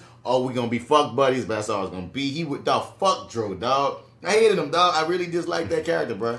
Okay, fair enough. As a character, I echo every single sentiment that you just gave. I don't have any. I don't have anything else really to add to that. I thought the actor though, he worked. Okay, cool. How you feel about Molly? Molly, love Molly. I'm just, I don't know. I'm like, have I seen her in something? Because I haven't really like done the IMDb rabbit hole. This was her thing. This was her. I think this was popped her. It was what popped. Okay. Yeah. Because I like her a lot. I haven't seen that actress really before. I feel like this is my first time really. If I've seen her before, this is my first time really, I guess, recognize her and sort of, kind of attaching to her. So, but yeah, I dig her a lot. Molly is definitely making a lot of. I don't know. I feel like Molly's cool.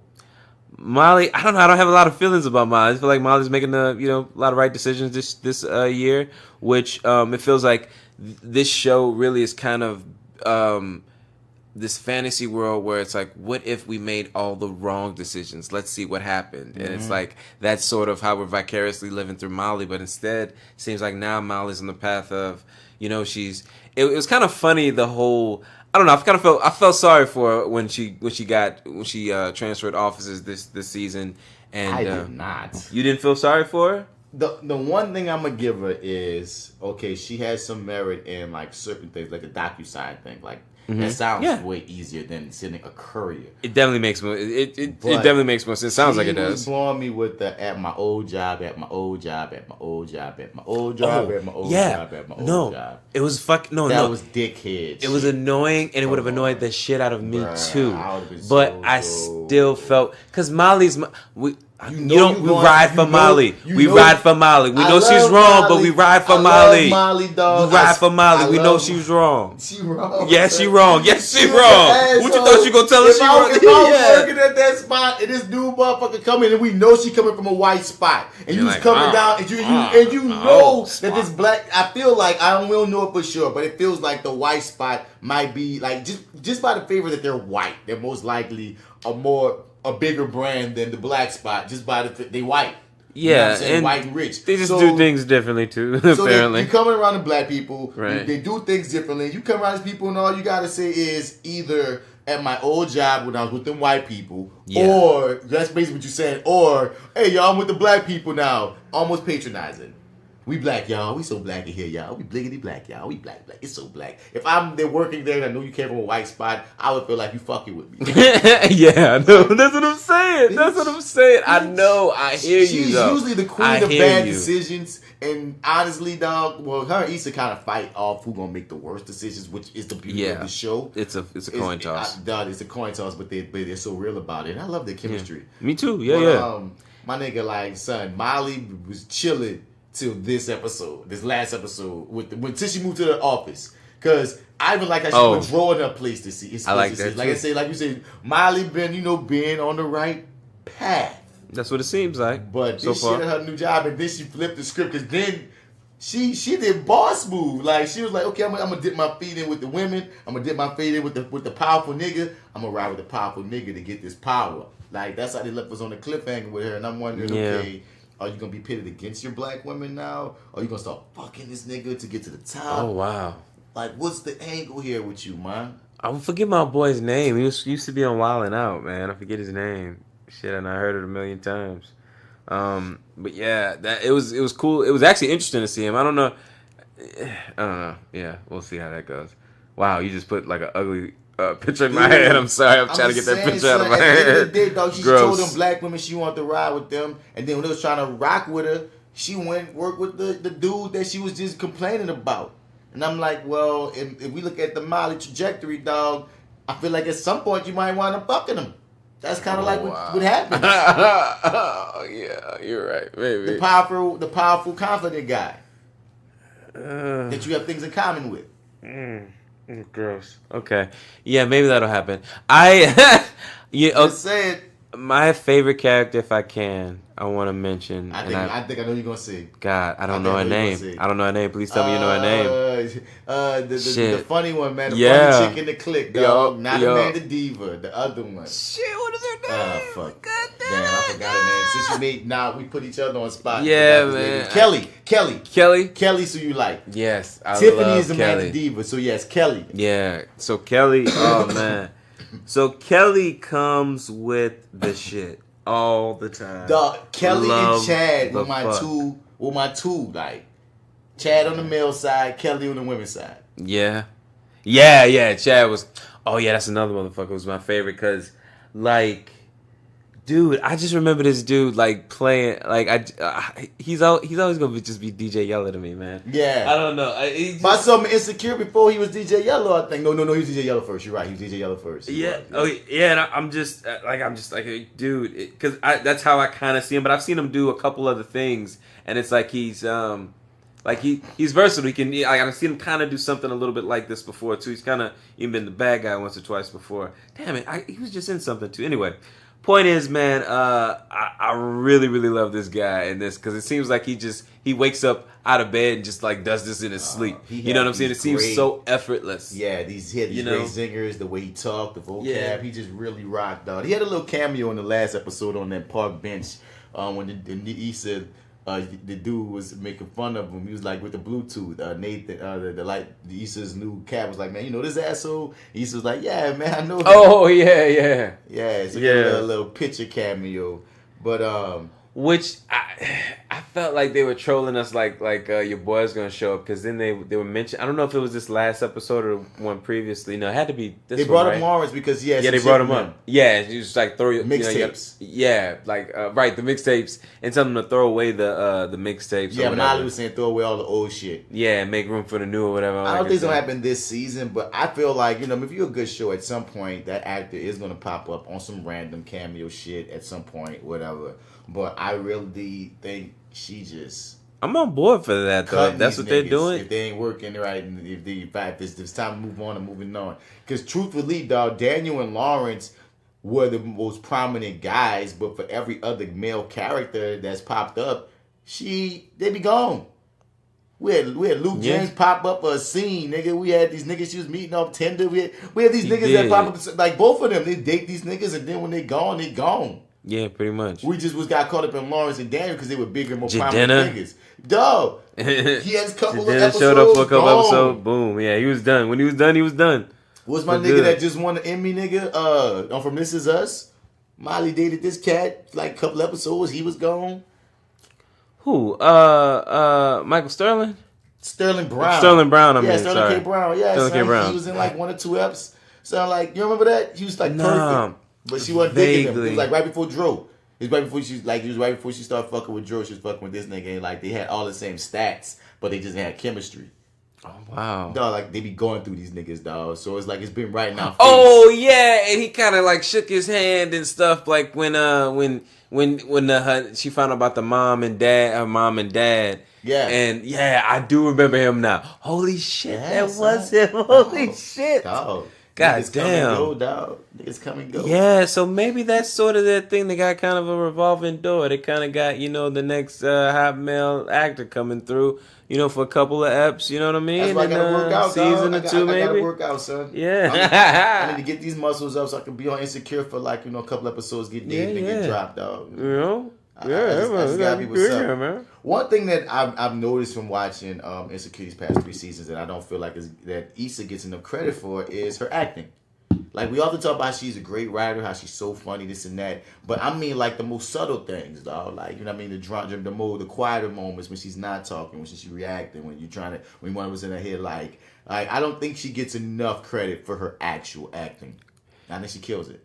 Yeah, I think it's, like, for me, a lot of the time it's about, most of the time it's about, like, sort of how you handle, like, the quiet moments. And it's just sort of, like, the way she can handle the quiet moments where it's like there's no words being spoken, which you were just sort of sitting there looking at. It's not a rapping moment, but it's like you can see the wheels spinning. Mm-hmm. You know what I mean? And it's like she's really good at. She's very expressive in that way. It's just all in the eyes, man. Yeah, it's all in the eyes, and it's I don't know. For me, that really works for her. And like, yeah, I agree with you. She doesn't get enough credit for that.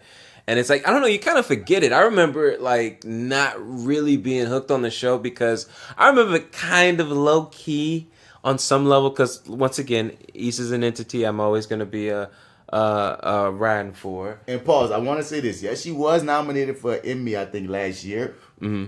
But it felt more like she was nominated for this Emmy because the show was popular and she was the main character, more so than people talking about how she was such a great actor. Like, you know what I'm saying? I'm just trying to say, don't forget that she's funny, she's charming, but she's actually doing some great work. But go ahead, what you're saying. Shit. What was I saying? You were just saying, damn, nigga. You just, damn, so I was hoping you was going to hold your thought. I'm real high. Sorry. Hi, Marty's in the building. Hi, Marty is even higher. What you were just saying? You were saying that, what was I saying? That Issa, basically, how she doesn't get enough fucking credit, that... I wasn't I wasn't on board for the show really. So I was low-key mad. Right, I was low-key mad at the show because I wanted Awkward Black Girl 2.0. I wanted that to be the show, and I was like, oh, the main character's name is Issa. Maybe I'm gonna kind of get something low-key like that. Yeah, I was like, no, this isn't fucking Awkward Black Girl. This is real life Black Girl. This isn't what I paid for. And I was like low key for a little bit. I was just kind of upset, but I was just like, you know what? You've given me a great show. I'm on board with this. It's just where are we going here, man? I don't know. And it's just like we go on this like amazing, like one would say almost epic journey. It's not over yet. There's more to come, But I remember really, really, really being impressed. I think like the episode when she cheats on Lawrence, and she kind of has that moment of realization after it, and it's like, damn, it's like, oh shit, that you just made a real show.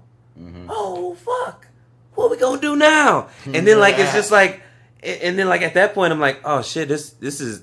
Oh shit, what are we gonna do now? And then it just turns into this whole other thing, and it's like I started to accept it and embrace it for what it was, like this new thing. It's like it's not Awkward Black Girl. It's really not like what you begged for. You think you want what you want, but what you really want is what she gave you. I mean, you gotta trust the artist, man. Yeah, She's exactly. the artist, and sometimes you just gotta trust the artist that they're gonna, take it to the next level. Because I don't watch Awkward Black Girl. Shout out to Kane. She put me on it. Yep. She used to big up this show on all YouTube the time for years. She was ahead of the curve with Issa Rae. I remember. The only reason I knew who Issa Rae was because Kane kept bigging up Awkward Black Girl, and that. Yep. Became Lawrence bigging up Awkward Black Girl and the whole channel. Because Kane told me about the show all the time, then Lawrence started telling me about the channel not too far after. But I'm not going to say, I never watched the show, not one time though. I just never got around to it. I used to be like, I'll get to it. I never got around to it. That's how it was. My first experience with her is Insecure. So I don't have that to compare it to. So I don't even know none of the differences. But one thing you just making me think about when we were talking about like parts of her evolution, son.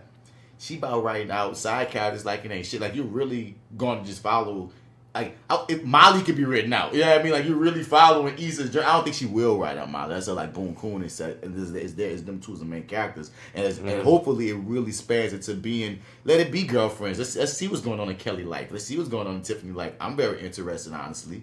But, like, with the way things go, because I think about, like, my dude with my ABBs, man, my nigga with the my Sunday was in her complex. Oh yeah, see, that's what it is. You don't know him from the show, dude. He is the funniest fucking character on Awkward Black Girl. I remember you and Lawrence talking about that on Your 30 with them. But my thing is, dog, like, she will, for the sake of her show, like any other show would have kept his character, would have figured out ways to work him in, to keep him a character like that for comic relief purposes. Yep. But she is really so honed in to know this is stories about, you know, this Issa and Molly or what have you moving through life as, you know what I mean, late 20s, early 30s black women, and they're not Beyonce. They don't have it all together. They're going through our real world problems. That's why it was genius that the one, she cheated. And she had to realize how she fucked up, because usually this conversation is men always cheat. No, women cheat too.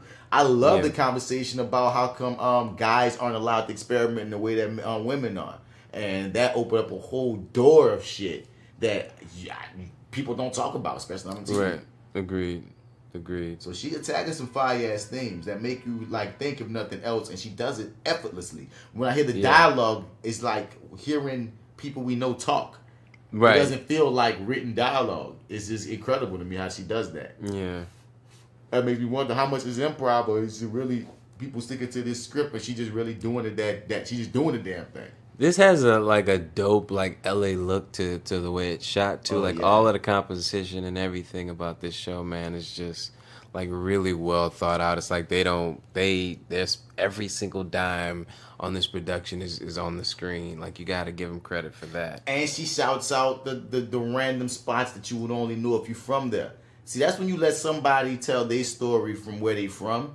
You know what I mean? She from Cali, so she could be like, oh yeah, shout out to this taco spot in this hood over here that, like, niggas from Cali probably be like, yeah, that is a taco spot. You know what I mean? She talking that real. And when we talk about those shots, she knows, like, being from there, no, you got to get this. You got to make my city or my state or what have you look good or look like this. Because I know we was given a chance, man. You got to tell an authentic New Orleans story. Here go the budget. I know I be going in my mind, nah, nigga, you ain't going to just present my city looking any kind of way. I'm going to catch even the gritty spots elegantly. You know what I'm saying? So, right. Hell yeah, son. Yeah, we're going to shoot it beautifully. But yeah, love it, man. But now you have me more intrigued to see where this season is going to go. So, yeah, like I thought I was going to be able to maybe pile up 2 more episodes. But you know what? Now that's not going to happen. I mean, I let them pile only up until a point, because people still talk about this show. We talk about some shows on. People still have their discussions brewing when Insecure drops. So how many do you let sit before you like I gotta I tend to watch the see, I tend to watch you know, I'm gonna be like, it depends. Lately, since they both come on Sunday, right? Power and Insecure. Yeah. I want to watching both of them either Sunday night or maybe like Power on Sunday night and Issa on Monday. But the longest I let Issa sit is till like the day before the next one drops, so I ain't getting that far behind. Not to dive too deep into it, how are you like HBO Go in it, like starsing this? Or I'm legal. You know, legal. I'm illegal. Okay. Cool. Fair enough. Gotcha. Period. But you know the cool thing. So the cool thing about Power, like, so you know, like Power is like available typically most times like by like, I don't know, midnight, 10 or 11 in the like midnight. Like midnight Saturday or midnight Saturday. Yeah. I can't typically find a good stream at like Saturday morning, but like Sunday morning. Well, okay, not Sunday, Saturday morning, but like Sunday morning, late Sunday afternoon. Yeah. I can find something typically. And I was like, by that time I've already watched whatchamacallit, so it's like, okay, well, now I need to watch something else, and Claws isn't on anymore, and I already watched Ballers. Let me just watch one episode of Insecure. Let me just watch first couple minutes. If it don't hook me, then I won't finish it. But you're going to watch the whole thing. You know you're going to watch the whole thing. But then now you just brought up Power, son. How you felt about that last episode? The PenUltimate. This is the second before the season finale, man. Oh man, I'm not gonna lie to you, dude. I need to be reminded of exactly what happened there. So I do. Okay, yeah, no, I remember now. I'm remembering where we ended. I kind of liked it. I want to say this is the episode where Tariq tells them, "I took a loss so y'all could take a win," right? Yep.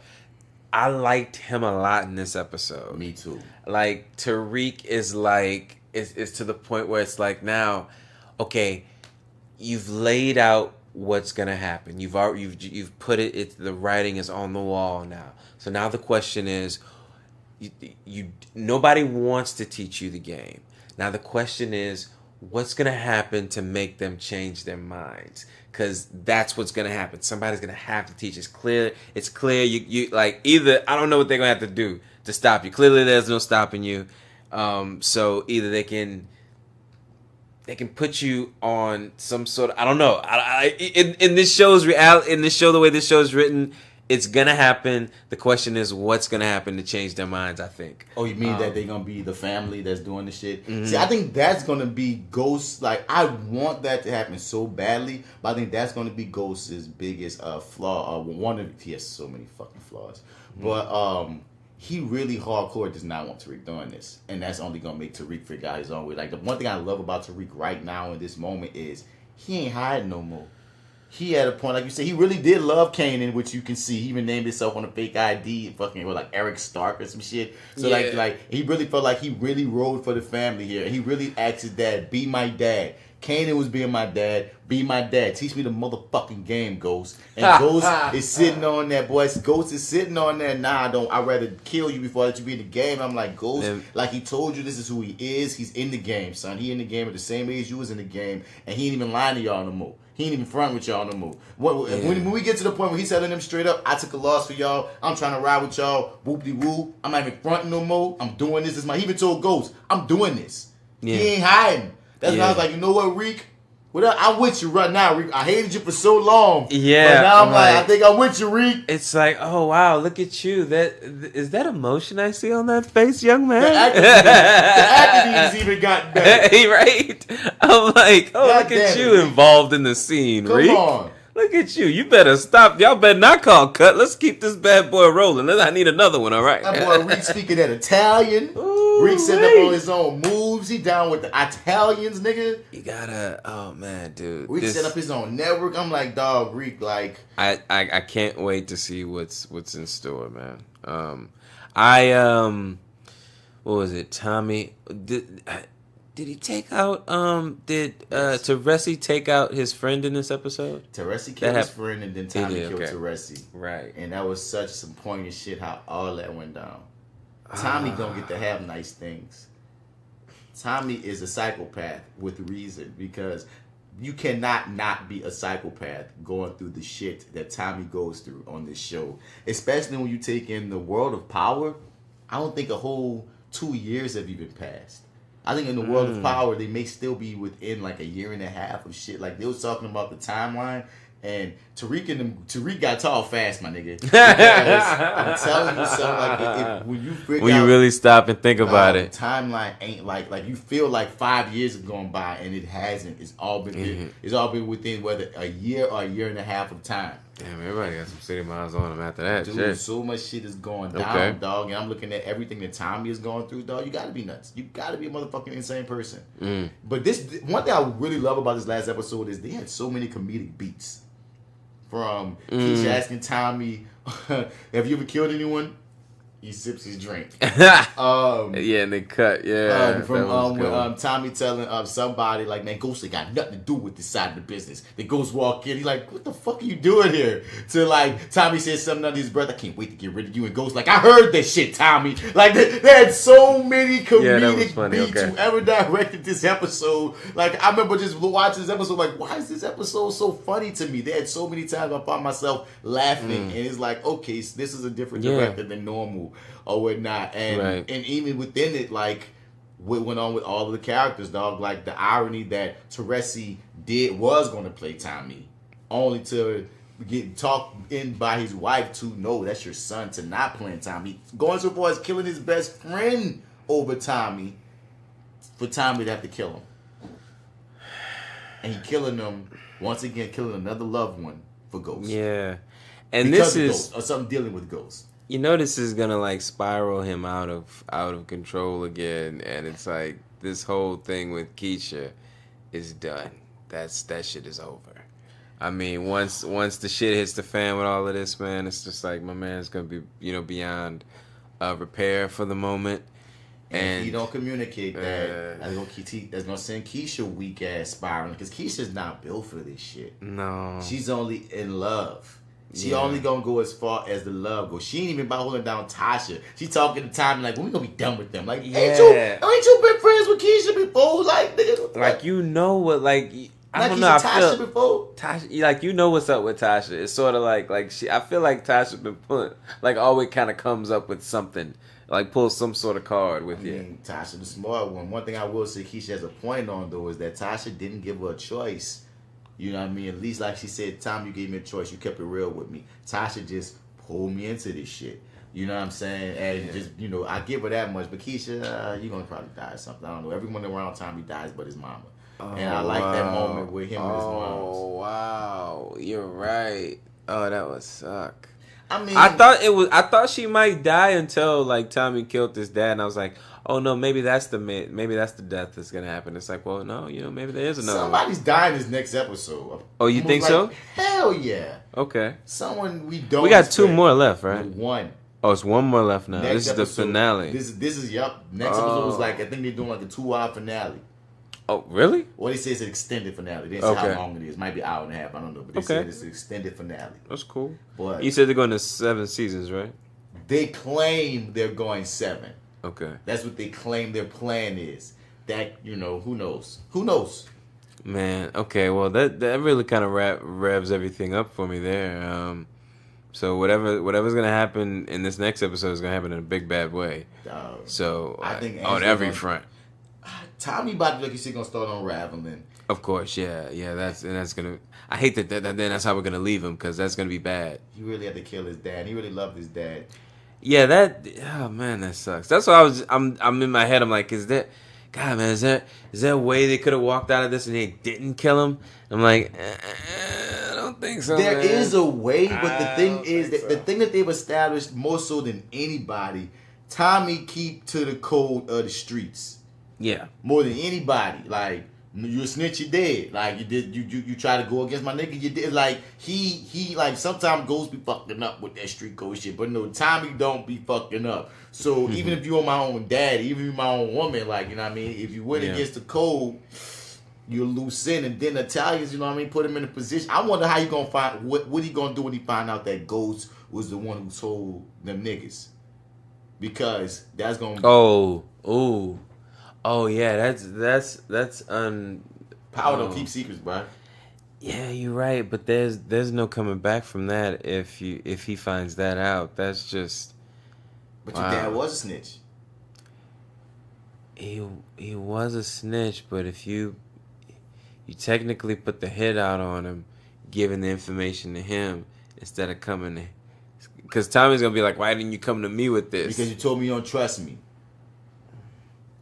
But it's Tommy. That's not gonna matter, dude. It's not gonna matter, Tommy's gonna be like, you should have came to me with this. Because I would have came to you. Because at the end of the day, going to the Italians made my life on the line over this shit. You hear me? Like, they put my life versus my dad's life, and I feel like he's snitching. You know what I'm saying? And it's so trippy that him doing that is what put Angela right there. Like, I don't know what she gonna do. I think she gonna try to pin all this on Tommy regardless. And this is just about to be a crazy sort of events because Proctor kept calling it. Proctor was telling Ghost Dog Angela the one. And then for them to catch Angela red-handed because, once again, like Sack said, you're the only one we told. And then this nigga Pop wound up dead. And, oh my God. Like, my dude, I know this is TV, as Martin would say. Martin. Martin, anyway. Hi, Marty.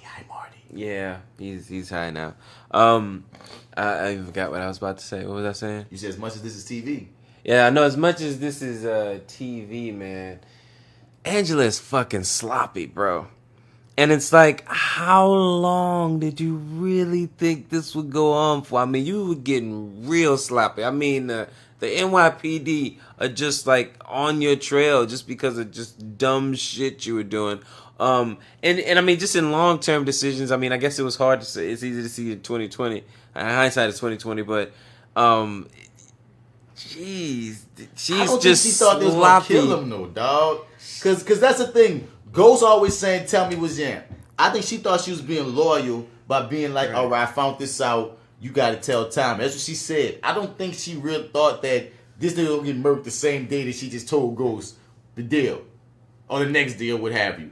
I don't think that part's on her sloppiness as much as I just mean in general, just like her being at being at old boy's apartment and stuff, and like finding the bullet and like just I don't know, it's just like her connection with James or Ghost or whatever. It's just like there's no way she was gonna be able to keep up this job in law enforcement. There's just no way. This was always gonna crumble. It was just a matter of time. And it's like, what's she gonna do then? What you think she's gonna do? There's one moment in this episode where I said, here go one of those Heisenberg moments. I compare a lot of things to Breaking Bad.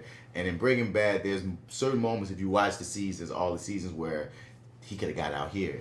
He could have stopped right here and been good. You know what I mean? There's so many times. And there's a time where Angela and Ghost are together, and Angela tell him, she like, bro, like, we can, like, basically, we can get out of here. We good right now. We can bounce. This is our second chance. Let's take it. And Ghost was mad at her about the other shit and left. And I was like, shit about to go bad from this point on. And that's what I'm saying. That Angela at the end of the episode busted. What do you think she's gonna do?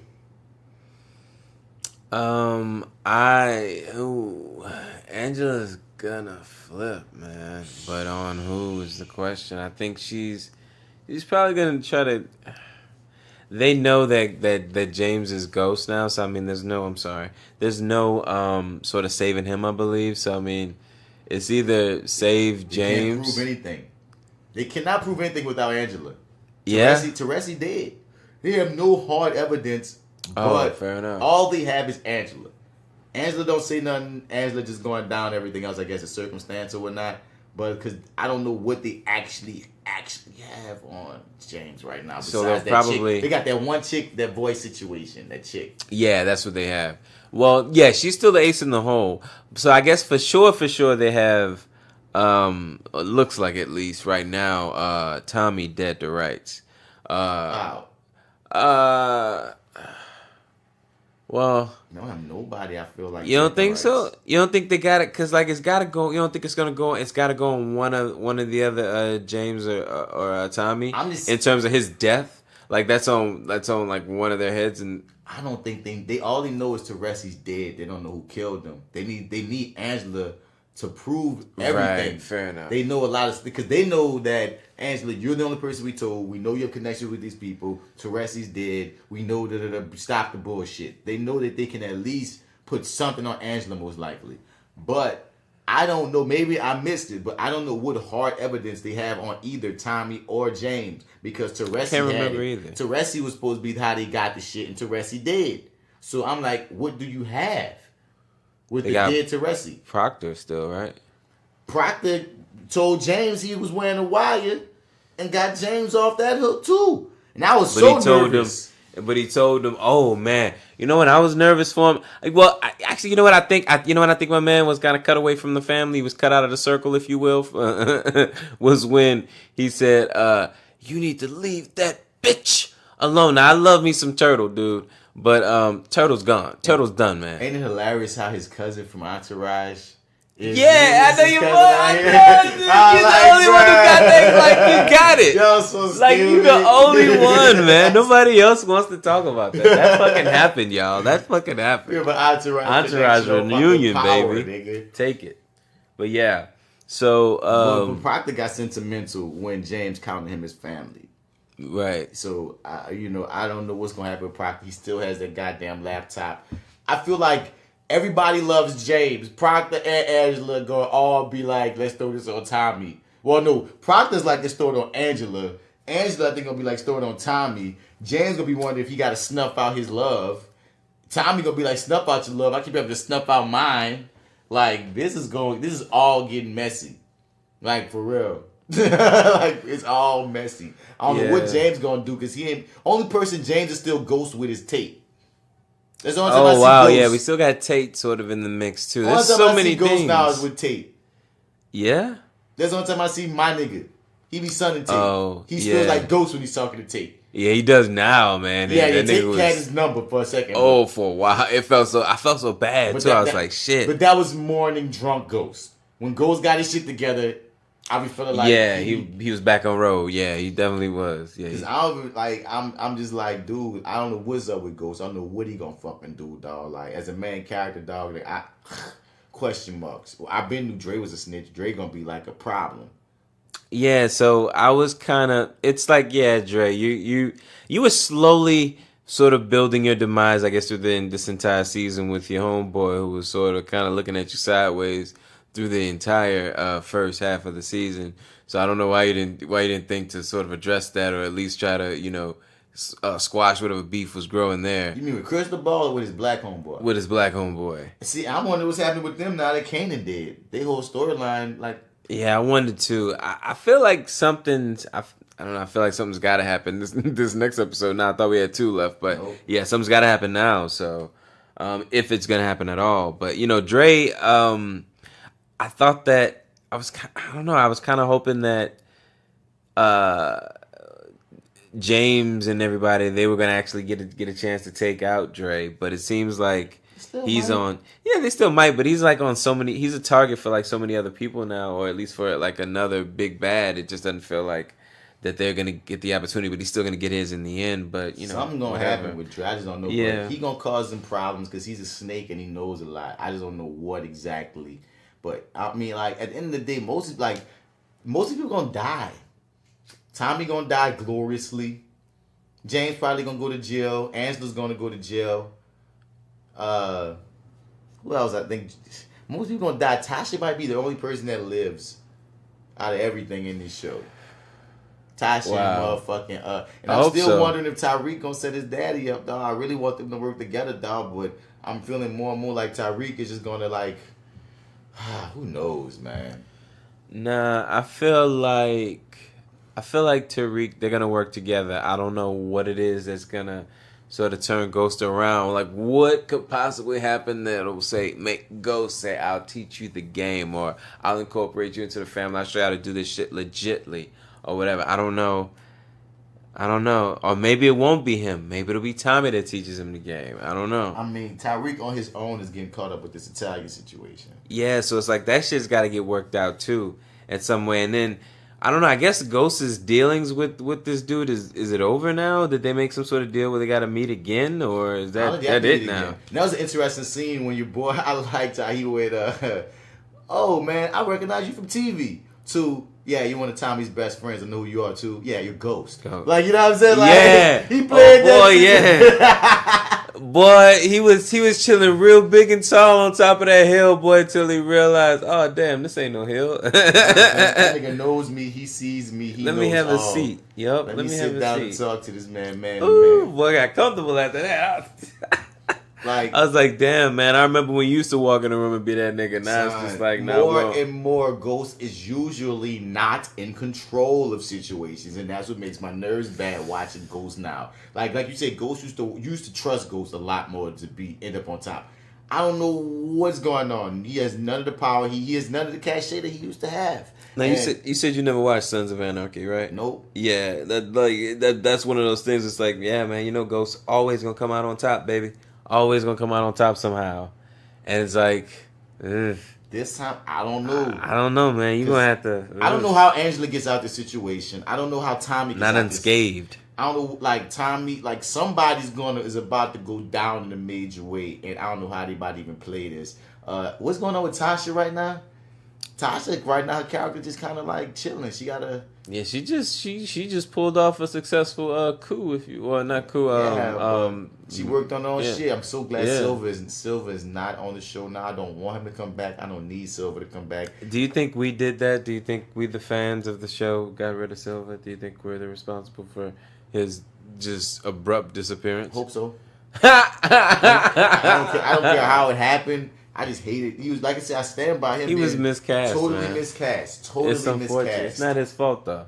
He was miscast. It ain't his fault, son. And they don't. And also too. You know what would be cool is if he was awful at everything else, but just had dead on chemistry with Tasha. None. And it's just like he has none. Not even the flicker of any. None. You know what I'm saying? And I'm not gonna blame his homosexuality. Well, no, they don't have chemistry because they got a lot of gay cats who have amazing chemistry with chicks, and you don't even know the niggas. You be like, oh, that dude is gay. Damn, they killing that shit with that chick. No, you two actors have no chemistry.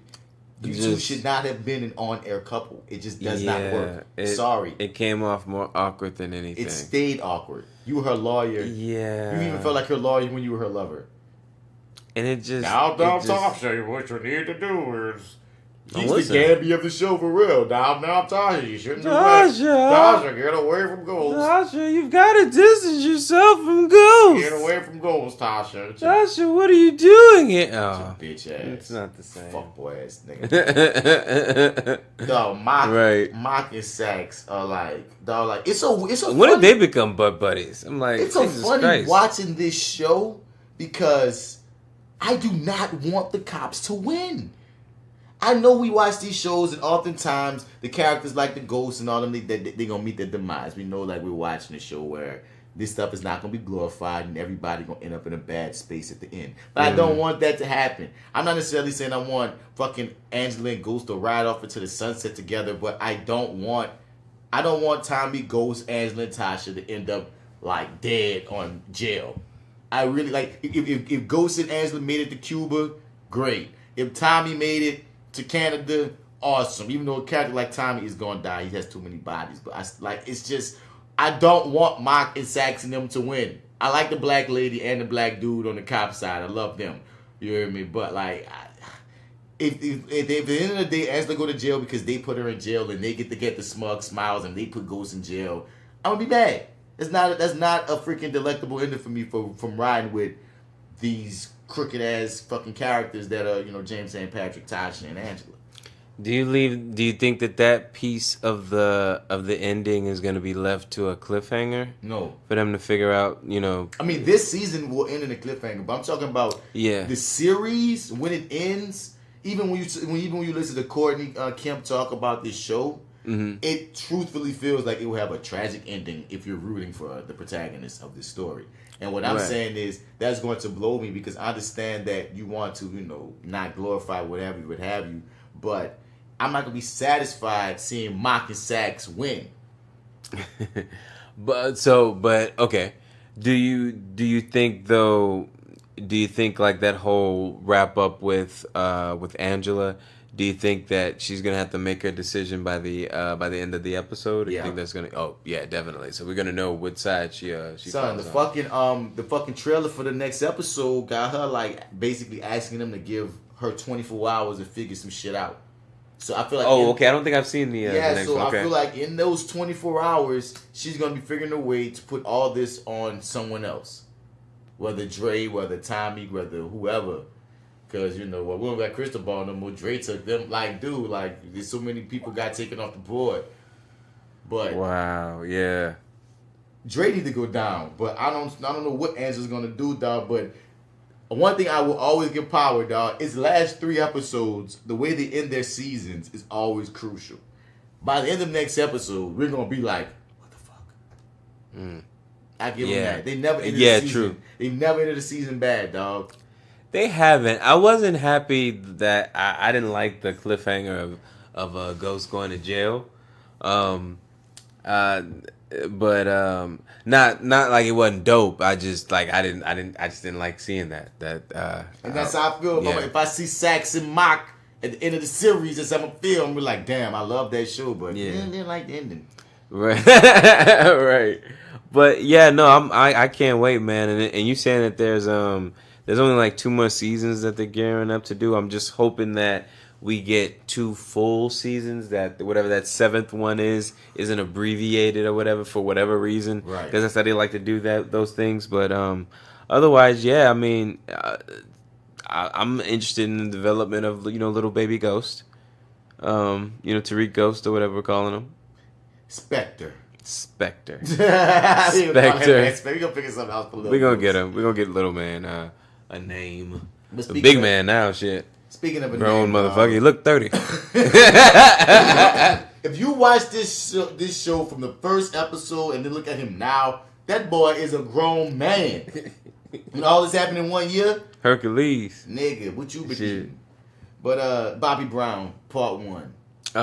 You saw it, and I didn't. You didn't see it? You didn't watch part 1? No, I haven't. I haven't. So okay, that's what we're gonna review next week then. We're gonna review. Oh yeah, okay, cool. I got it taped. I just haven't watched it yet. Okay. We're gonna review 1 and 2. Okay, so as we end this bitch today, let's check out this Black Lightning. Oh yeah. This trailer for season 2. Yeah. But yeah, son, Bobby Brown, I'm going to just say this without spoiling anything, dog. Yeah, tell me. It's really a successor to the New Edition movie. It feels like part 2. Yeah. You think this is a series they're going? Next thing we're going to get is Belle Biv DeVoe movie? Or was that like... It feels like it's in the same world as the New Edition movie. Yeah, okay. There's a certain cameo from one of the members, and who it is shouldn't surprise you if you know your New Edition history. Mm-hmm. But in the first part, that's the only cameo. He brings up New Edition a lot because, that was a big part of everything in his life or whatnot. Yeah. But it just feels like it's in the same world. And since it has it took all of his same family members from New Edition. They got the same mama. They didn't show his dad in the New Edition movie. Mm-hmm. So his dad is in the movie. Mekhi Phifer plays his brother that becomes his manager. And I mean, I think it's cool. It's cool. It's cool. I'm not judging it too hard. There's things I didn't know. I'm not gonna spoil anything for you because there's this one hot button topic that everybody's talking about that majority of us did not know that about Bobby Brown in his young age I'm not even gonna even say it. You're gonna know when you see it. Oh wow. Okay. You're gonna know when you see it because you're gonna be like, wait, that happened in history and I never knew about that. Okay, cool. God damn it. That means I'm supposed to wait to watch this with something. See, man, you're gonna make me watch it while he's sleeping. Okay. Right. like pull us straight up. I couldn't wait. I'm sorry. I don't know what happened. It just started playing and I didn't know what to do. All I'm saying is, dog, it's I love, and I'm a sucker for biopics, dog. I love biopics, son. So this was a nice little series though. I didn't finish the New Edition. I still haven't finished it yet. I didn't finish it yet. I finished the first one and I didn't make it to the second one. You got your mind, son. I watched the New Edition story for days. Well, what I was gonna do if I had the chance, which it seems like that was gonna be the case, was just watch, go back and rewatch from start to finish. Yeah. And then just go into the Bobby Brown. As you should do. Straight into it. But yeah, I probably have to wait for the Bobby Brown part, but it would be nice to finish the New Edition thing. I just don't want to go. I really don't want to go back and watch them as kids again. I'm just like, I don't want to watch your boy from Paid in Full work these kids to the bone. Hey, y'all gonna work with him, all right? Y'all gonna show him the make work. Sure you get that Bobby Brown in you because we gonna run it about that next week. Definitely. All right. But he go to Black Lightning. Ooh, let's do it. Let's see what's up with our homie. Because for people that don't know who might be new, we exclusively was reviewing Black Lightning all for the entire first season. We reviewed every single episode by episode. And a lot of our in-jokes come from us reviewing Black Lightning. Yeah. So, and we're going to do the same this season. So, the season 2 trailer, it's just a teaser. Let me see what this is. Black Lightning and Thunder will always fight for justice. Tobias, Khalil, Cyanide. They're going to keep coming. Checkmate. Come on!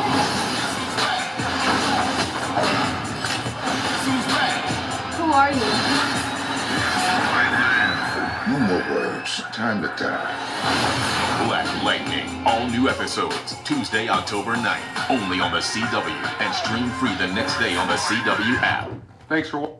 I feel like that was more teaser than trailer. Yeah, I felt more teaser than trailer. Yeah, it was only 30 seconds. Yeah. See, I'm leaning more into can we just throw September away and just jump into October? Right.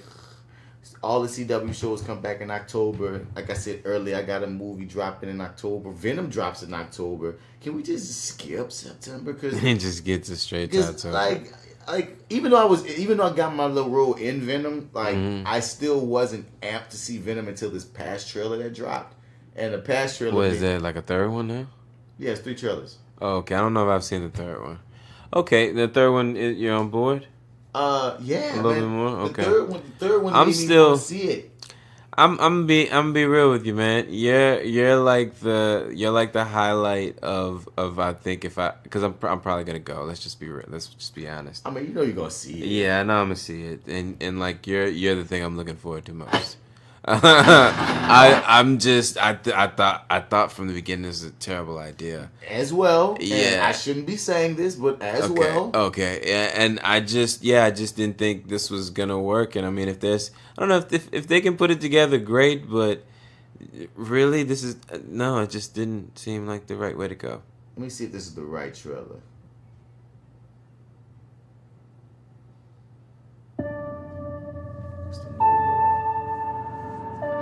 I'm Eddie Brock.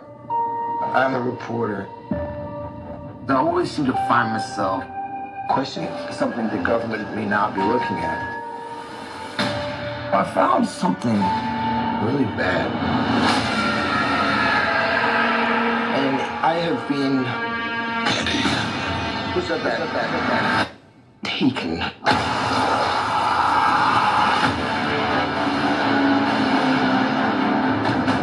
Around at the world, what do you see? A planet on the brink of collapse. Human beings are disposable, like man and symbiote combined. This is the new race, new species, the higher life form. What do you want about me? You'll find out. I'm so sorry.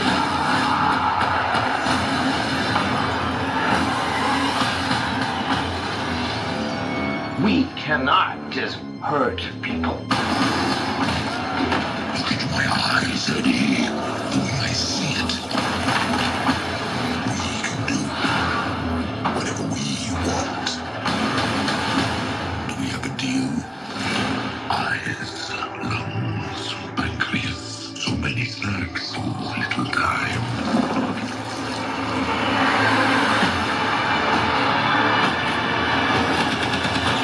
That power, it's not completely awful. You have no idea how much you're scaring me right now. Eddie, cooperate. And you just might survive. Guys, you do not want to do this, trust me.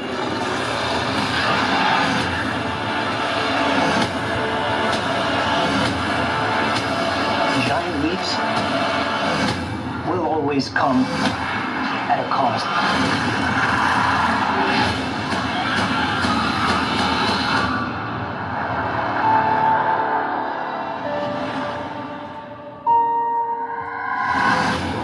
We will eat both your arms and then both of your legs, and then we will eat your face right off your head. You will be this armless, legless, faceless thing, won't you?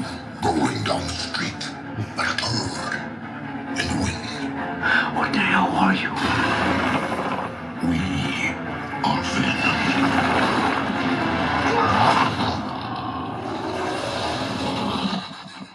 Oh, I have a parasite.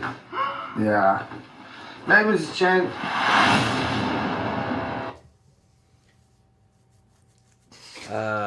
Okay. So I'm curious. First things first. I'm curious though. Like I see how they're doing it without Spider-Man, so I'm curious. So I see this, and I don't know. I don't know why I started thinking it before it started coming together. But question: have you seen Upgrade yet? I never saw Upgrade. Never saw Upgrade. But Okay. someone else I was listening to compared this to Upgrade when he saw this trailer. This is so So oh boy, it kind of looks a little bit like was it Tom Hardy. Tom Hardy, yeah. He kind of looks a little bit like Tom Hardy guy in Upgrade. So it's like we always call him like a poor man's Tom Hardy. And now it's like Tom Hardy, after the fact, is coming out with this movie that has something talking to him, just like an Upgrade. Making him fuck shit up. Yeah, controlling him and shit. And it's like he's telling the thing, we can't hurt people. It's like, this is fucking, that's literally a line from Upgrade. So I'm just like, okay, this... I'm seeing how this would work now without him, but it's like the only thing now is this feels like a ripoff of Upgrade now. But luckily, Upgrade's not as big. Yeah, true. They ain't gonna have a Sony Marvel. Because Sony named their universe. Sony's universe of Marvel, or some shit they call in there. Well, this is definitely Upgrade with CGI, more effing money, because it's like, yeah, I'm just gonna say that much. I really don't want to spoil Upgrade for you, but this could work. This could work. I still don't know, but I see it. But I see its potential. I see its potential, and like I said, I can see it now without Spider-Man. I don't know who greenlit the word, the line, you like a turd in the wind. I don't ever see turds in the wind. Yeah, but I think just the audacity of this nigga, saying, I'm about to just eat you, and Venom just eating niggas now. I don't know. It may even be a quicker moment when it plays out in the movie. I mean, yeah, you can't trust trailers. Yeah. I'm just saying that at one point I had no interest. Then it was minimal interest. Then it was nominal interest. And now I'm at actual intrigue. You hear me? Whether I was in it or not. Because I have actual intrigue. Because no matter what, all comic movies get a watch from me at least once. No matter what it is. Yeah. I'm going to give it the one watch. So no matter what, this movie's going to be seen. But now it's like, all right, versus... I might have waited a weekend or two. I might catch it within the first weekend now. I will catch it within the first weekend now. What I would have done was, initially the plan was to wait the first week and see what the word of mouth was. True. And then if it was good enough, if word of mouth was good enough, then I'd go see it. But it's like, you know what, in the world that I'm living in of AMC stubs, I'm gonna see it, and I'm not even gonna complain about it. So right now it's happening. It's on tap to be like the highest grossing opening of a movie in October. Really? Okay. Supposedly. I don't know if I'm gonna make it to it opening day, but I'm definitely gonna check it out that opening weekend. So I'm planning that weekend/week. It doesn't feel like one of those premieres that I have to be that afraid of spoilers for. It don't have that heat around it. Like, some of these comic movies have that heat. Like Avengers had that heat. You better see it quick. You know what I'm saying? Yeah. Black Panther had that heat. You gotta watch it because niggas gonna be talking. Like, but then there's other movies that, like Deadpool, didn't have that heat. Deadpool would feel like if you was into it, go see it. If you're not, you know what I mean? I didn't have that fear of spoilers. So when I feel like you can tell when films have that heat of ASAP viewing. This don't have that. It might have legs. It might want to be in a thing. But, like, I feel like if I saw it Wednesday after it came out that weekend, I'm not going to be as hurt. Oh, yeah? Okay. Fair enough. I mean, this version of the trailer kind of really makes me want to see, well, okay, how much different would it be to see Upgrade with actual Tom Hardy and CGI and money behind it? Well, Let's see. That sounds like what Venom is about to be. Yeah. That sounds exactly like Venom is about to be. And I'm Tom definitely... Hardy likes these interesting voiced comic characters. He was burned without divorce, and now we will eat you like turd in the wind. So are they doing something to his voice? I truly believe so. Oh, okay. I thought that might be somebody else, actually. I truly believe that's Tom Hardy. Okay, cool. Voice. Dope, that's right up Tom Hardy's alley to play around and, you know what I mean, be up. It is. You know what I mean? And just test his limits. Yeah. How do you feel about Tom Hardy? Oh, I'm sorry. I'm saying they most likely putting some effect on it. Yeah. But I think it's him. It didn't feel like his inflection really. It felt like, but granted, what is his inflection? Yeah, I know, right? Yeah, that's not even his normal American voice. Right. He's not even American. And that brings me, okay. So that was my question. How do you feel about his accent? In the trailer, I'm not. I think he's just going for that era because that's kind of. This is New York, right? Yeah. No. He's from New York. The character's from New York. but the movie set in San Francisco, just like in the comic book. At a point, and to get away, Eddie Brock went to San Francisco to get away from everything that was happening in New York. So you can see Tom Hardy's putting on that, that freaking, I don't know, that old school New Yorker's ass gruff. But that's the thing, we've heard him speak in so many different kind of other American accents before. It just feels like him just putting on another accent.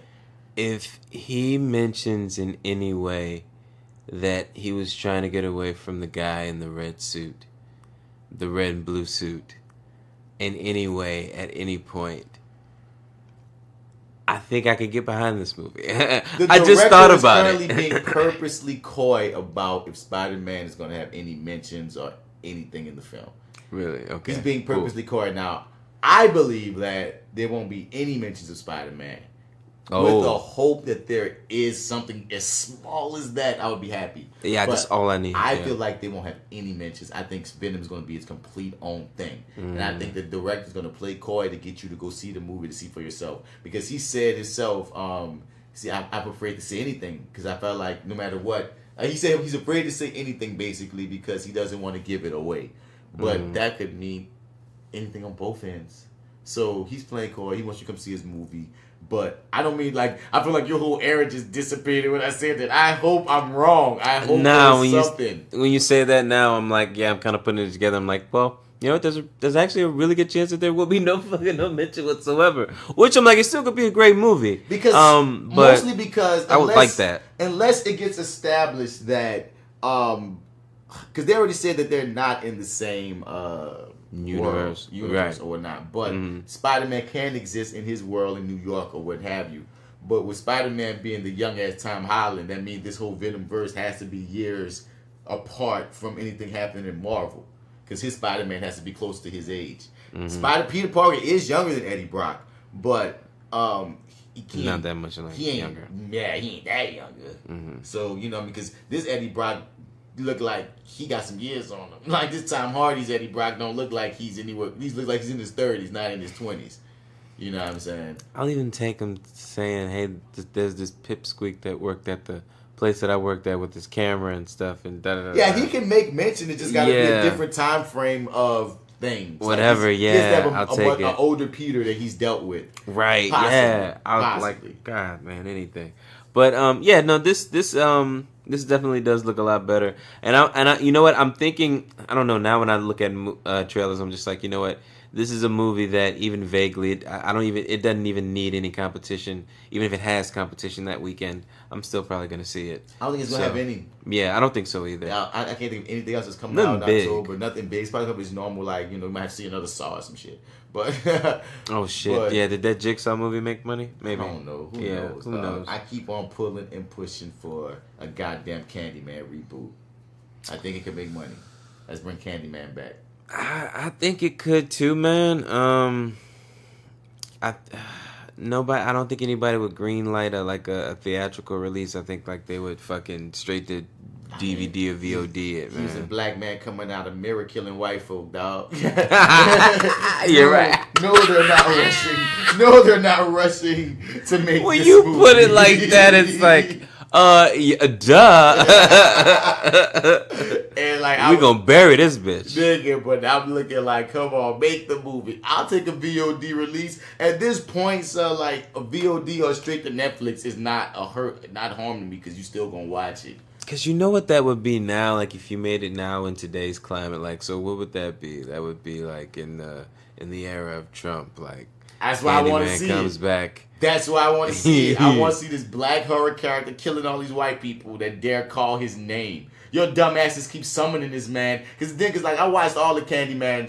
They all a blur. But I know one thing about his history is he was a slave. They got fucked over. They cut off his hand, poured honey on him, and let the bees sting him up. So I'm like, so this former slave came back as a spirit to kill white people and the ancestors and the descendants of them? Man, if y'all let Candyman ride on these bitches. So ever since then, I'm like, yeah, bring me more Candyman. Reboot. If you go, because they got Chucky coming back. Again? Chucky coming back. Supposed the TV series at that. They do the Chucky TV series. You see Jason. I mean, not Jason. Michael Myers. Michael Myers coming back. You know what I mean? Oh, yeah. But They're reimagining They won't let none of these other niggas. They won't let Freddie and Jason and Michael and Chucky die. So bring my nigga Candyman in this bitch. That's all I gotta say. I second that. I have no issue with Candyman coming back. Don't say his name again though. He may show up. And on that note, we out. This that actor guy, Mr. Bats. If you want to holler at us, man, hit us up at reviewingdat@gmail.com. Because, of course, like I always say, we want to be part of the conversation. Let us know some things you might want to talk about, review and whatnot. J.Steel should be back next week. Also, hit up FlyWithBats@gmail.com if you want to talk to anybody in the main show, man. We're going to be recording this weekend. You know, we got a lot of things to talk about over there with my niggas, Alpha Joe and D-Mac. Yeah, man, I think that's all I got to say. Like, share, comment, subscribe, and all that there. You feel me? And this is your favorite host, Marty, here. Not to be confused with the other host. Not to say I'm the best host. You can't get it confused. But it's I'm your favorite just your host favorite. and you're not favorite host. I'm just your Not that I'm the best host, I'm just the favorite host. What type of shit is that? Lawrence, now you made it weird now. Now it's just weird now. Say, Lawrence, you guys say your favorite host. I'm the best host. No, I'm gonna say it now. Now you can't say it, Lawrence. This is the best host, Mr. Bats. Yeah. That's your favorite host over there, Marty Edwards. I don't know what you can say in the Arrogant Observer. I'm the best host. What you gonna do, man? I don't know what you gonna do. But yeah, you can find a favorite host here at Marty Edwards 504 on Instagram, Twitter, and Snap at the chat. Also go to lowrainpictures.com. Click on the Your30 tab where I co-host a show there called Your30 with Marty and the Arrogant Observer. Yeah, that's all I got. Marty is flying and flying high. Yeah, man. So you can yeah. Yeah. I'm in Marty McFly mode over here, my damn self. You know. That's right, man. We got High Marty and Marty McFly. And we getting about you, man. Thank y'all for listening. Appreciate you. We're gonna see y'all next week where we're gonna talk some Bobby Brown 1 and 2. We sure is. We will definitely be talking Power season finale. Yeah. And at some point, we will get back to Luke Cage. We will. We will, son. We really will. Marty said he did watch that same episode 4 like 3-4 times. Yeah, I'm ready, man. When we talk about that episode, boy, I got some shit to say. So like, yeah, man. So until next round, y'all, we out. Peace. Do